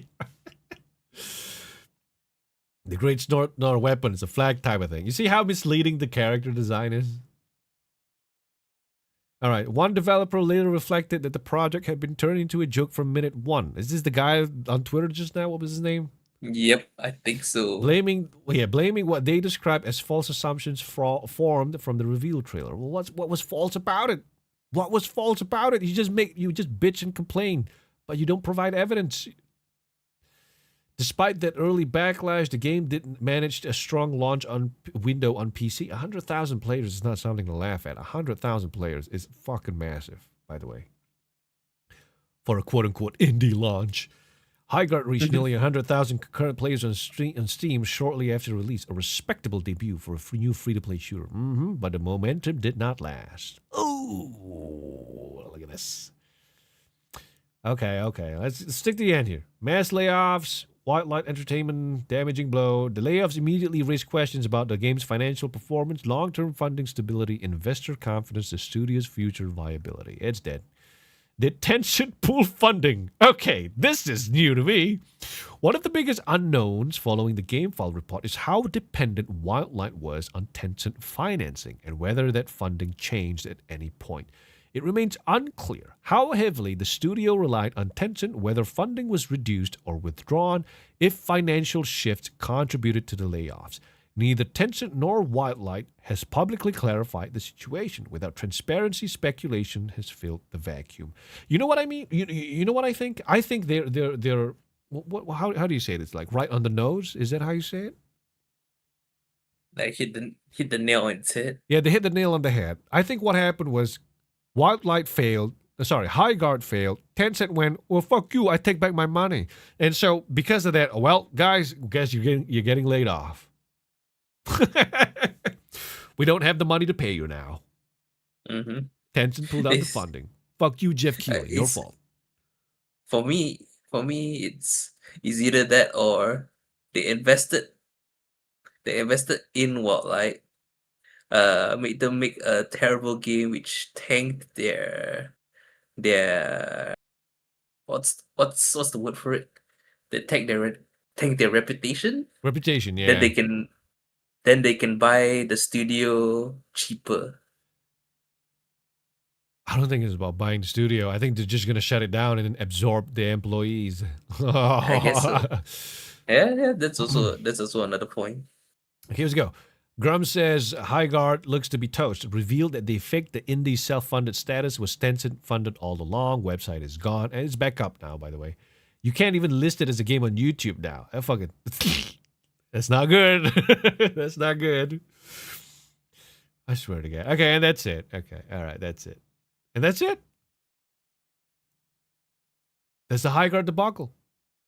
A game that tried to weasel itself into the indie scene by lying to gamers. Offering dog shit, expecting to be paid heftily for the dog shit they preached as gold. And it turned out they were just liars and gaslighters and ungrateful. Let alone, what's the word for it? Entitled? Whiny? They never wanted the game to succeed in the first place because if they did, they wouldn't be blame shifting. They'd be listening to the feedback. They were seeing it as a financial benefit. The devs probably get rich. Exactly. Get rich quick scheme. Sorry to interrupt you. Yeah. Yep. No worries about it. They probably saw the Tencent funding and went, well, if we launch it and we hit the numbers, Tencent's just going to leave the money here and then we can take whatever we want. And then they did not, but nobody saw a 95% drop in a week. Ooh. Oh, man. That sucks. The great start is not away. Yeah. Okay. That's interesting. You know what? It's getting a little late, so we'll probably save some of the other stories for next week. You know, we do try to stream around 2 hours, but it's been 2.5 hours. And we know some of you guys also are probably busy, but, you know, especially Michael, you got commitments tomorrow. So Yep. I don't really want to take too much of your time. But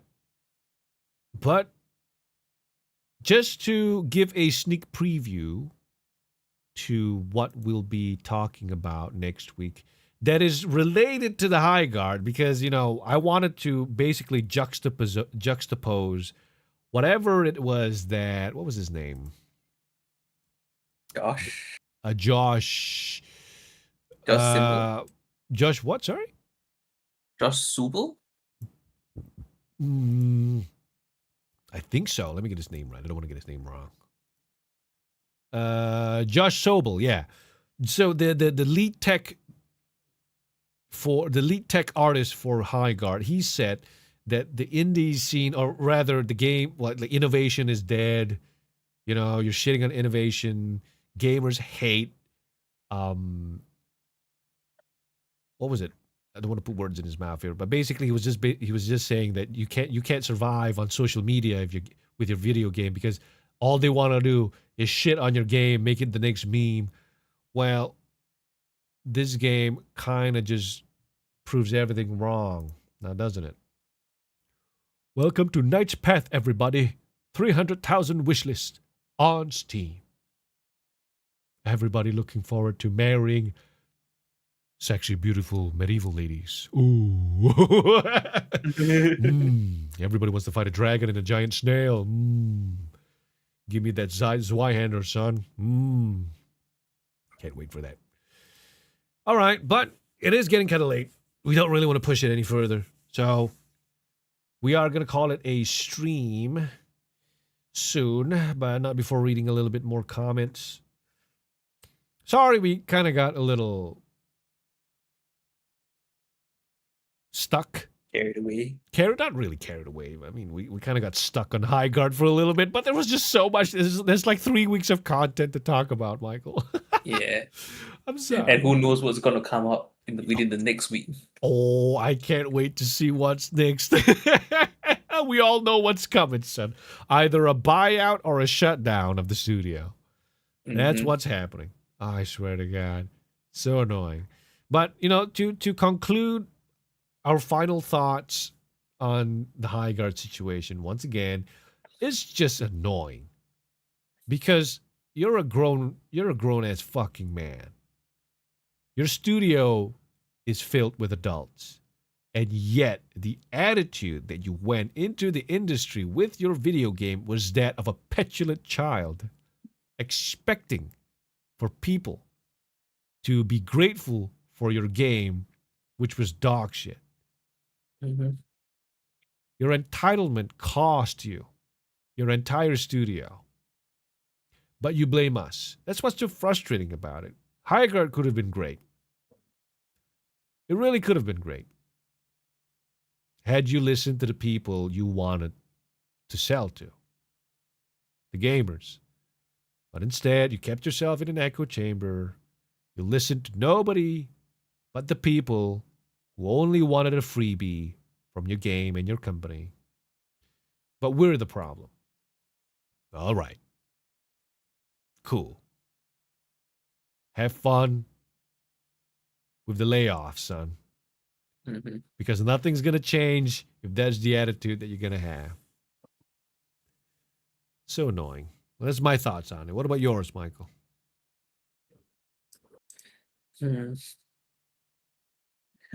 Not much else I can say because they pretty much said it in the article. They showed themselves in the article what their attitude for game development is. So can't help but just shake my head and go looking for the next game, which will hopefully be fun. Yeah. It's so annoying. And to think that this was the norm in the gaming industry over the past few years. You know? Yeah. Ghosts of Yotei suffered the same thing. Dragon Age Veilguard suffered the same thing. Assassin's Creed Shadows suffered the same thing. They were all made with entitlement. Saints Row Remake suffered the same thing. What was another one?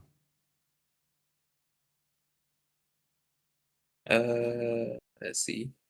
I think you named plenty. Yeah, you know. Toy Story 5 just released trailer. I'm not watching that shit. After the fuck fest that was Toy Story 4, nah.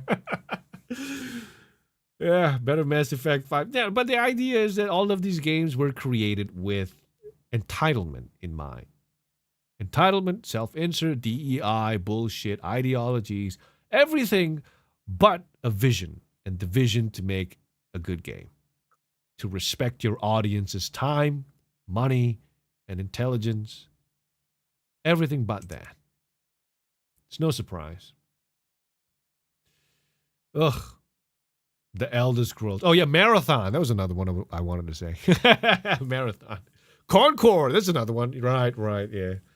Reloaded. Another one. Avowed. Another one. Oh, Michael, you know this game. Dustborn. Oh, boy. That was another one. Goddamn. Anyway. Yeah. We hope you liked today's episode. We hope it wasn't too one-sided, one topic. What was that? How do you say it? Like we got stuck on this one topic for too long. We hope you guys don't mind. Yeah. All right. We're going to call it a night. Thank you for joining us today, everybody. Thank you for sharing your time with us and your opinions and your enthusiasm in video games. We should start talking about anime and manga, Michael. We've been talking about games for the past 3 episodes. we haven't talked about manga at all. Yeah, I mean, you guys haven't read the Girlfriend yet, right? Not yet. No, not yet. I want to watch the what was it? Sentenced to be a Hero. I want to watch that one. Oh yeah. Mm-hmm. I wouldn't give my thoughts because I've only watched the first 3 episodes, so I haven't watched the latest episodes yet. Okay, I mean you don't have to hold my dick while you say that, Michael. But cool. All right, thanks for letting go. Oops. I'm kidding. But yeah, all right. Thank you all for joining us today. Thank you for being here. We hope to catch you again in the next podcast episode. Hopefully, we'll talk about more types of things. You should plan out stuff while you can, Rando. What kind of how do I say that? That's we want to, but we don't want the podcast to feel rigid. Rigid? Nah. Well, rigid's one way to say it, but we want it to be natural. Mm-hmm. It's like, oh, let's talk about this today, and then whatever tangent that we go on, whatever. What do you call it? Side story or whatever side track that we fall on. It's like, sure, as long as it's a fun conversation. Scripted, that's the word for it. Scripted, thank you. We don't want the podcast to feel scripted. We want it to be like a natural conversation. And so sometimes we get carried away, but at the same time, getting stuck on one topic for what is essentially 2 hours. Sorry about that. Was it 2 hours? Not really. Maybe 1.5 hours. But yeah. We'll try talking about more topics next week. So sorry if this one felt a little constricted. All right. Oh no, please not the Rent a Girlfriend. No, that's exactly why we want to read it, because it's so bad, it's so controversial. I can't wait to see whatever it is that the fandom was crying about, legitimately crying, not saying it as like they're little bitch babies. No, but actual crying. Yeah. Cannot wait to see the car crash. Oh yeah, absolutely. Can't wait to see black blocks of censorship. Ugh. All right. Thanks for watching, everybody. I'm pretty sure there was no. Yep. Let me just. Better hurry up because I see the jacks. All right, nobody do anything. Everybody just watch. Nobody do anything. Nobody get any funny ideas. Wasn't that where the mangaka self-inserted near the end? Yeah. Yeah, near the end, yeah. My finger's getting itchy. The jacks don't. Do not. We're at the end. Right, you missed your chance. Don't do that now. All right. See you next week, everybody. Once again, take care. Have a good night. Have a good weekend. Have a good week ahead. Hopefully, we'll have more interesting things to talk about. Take care. Good night. Yeah, good night, guys. See you next week.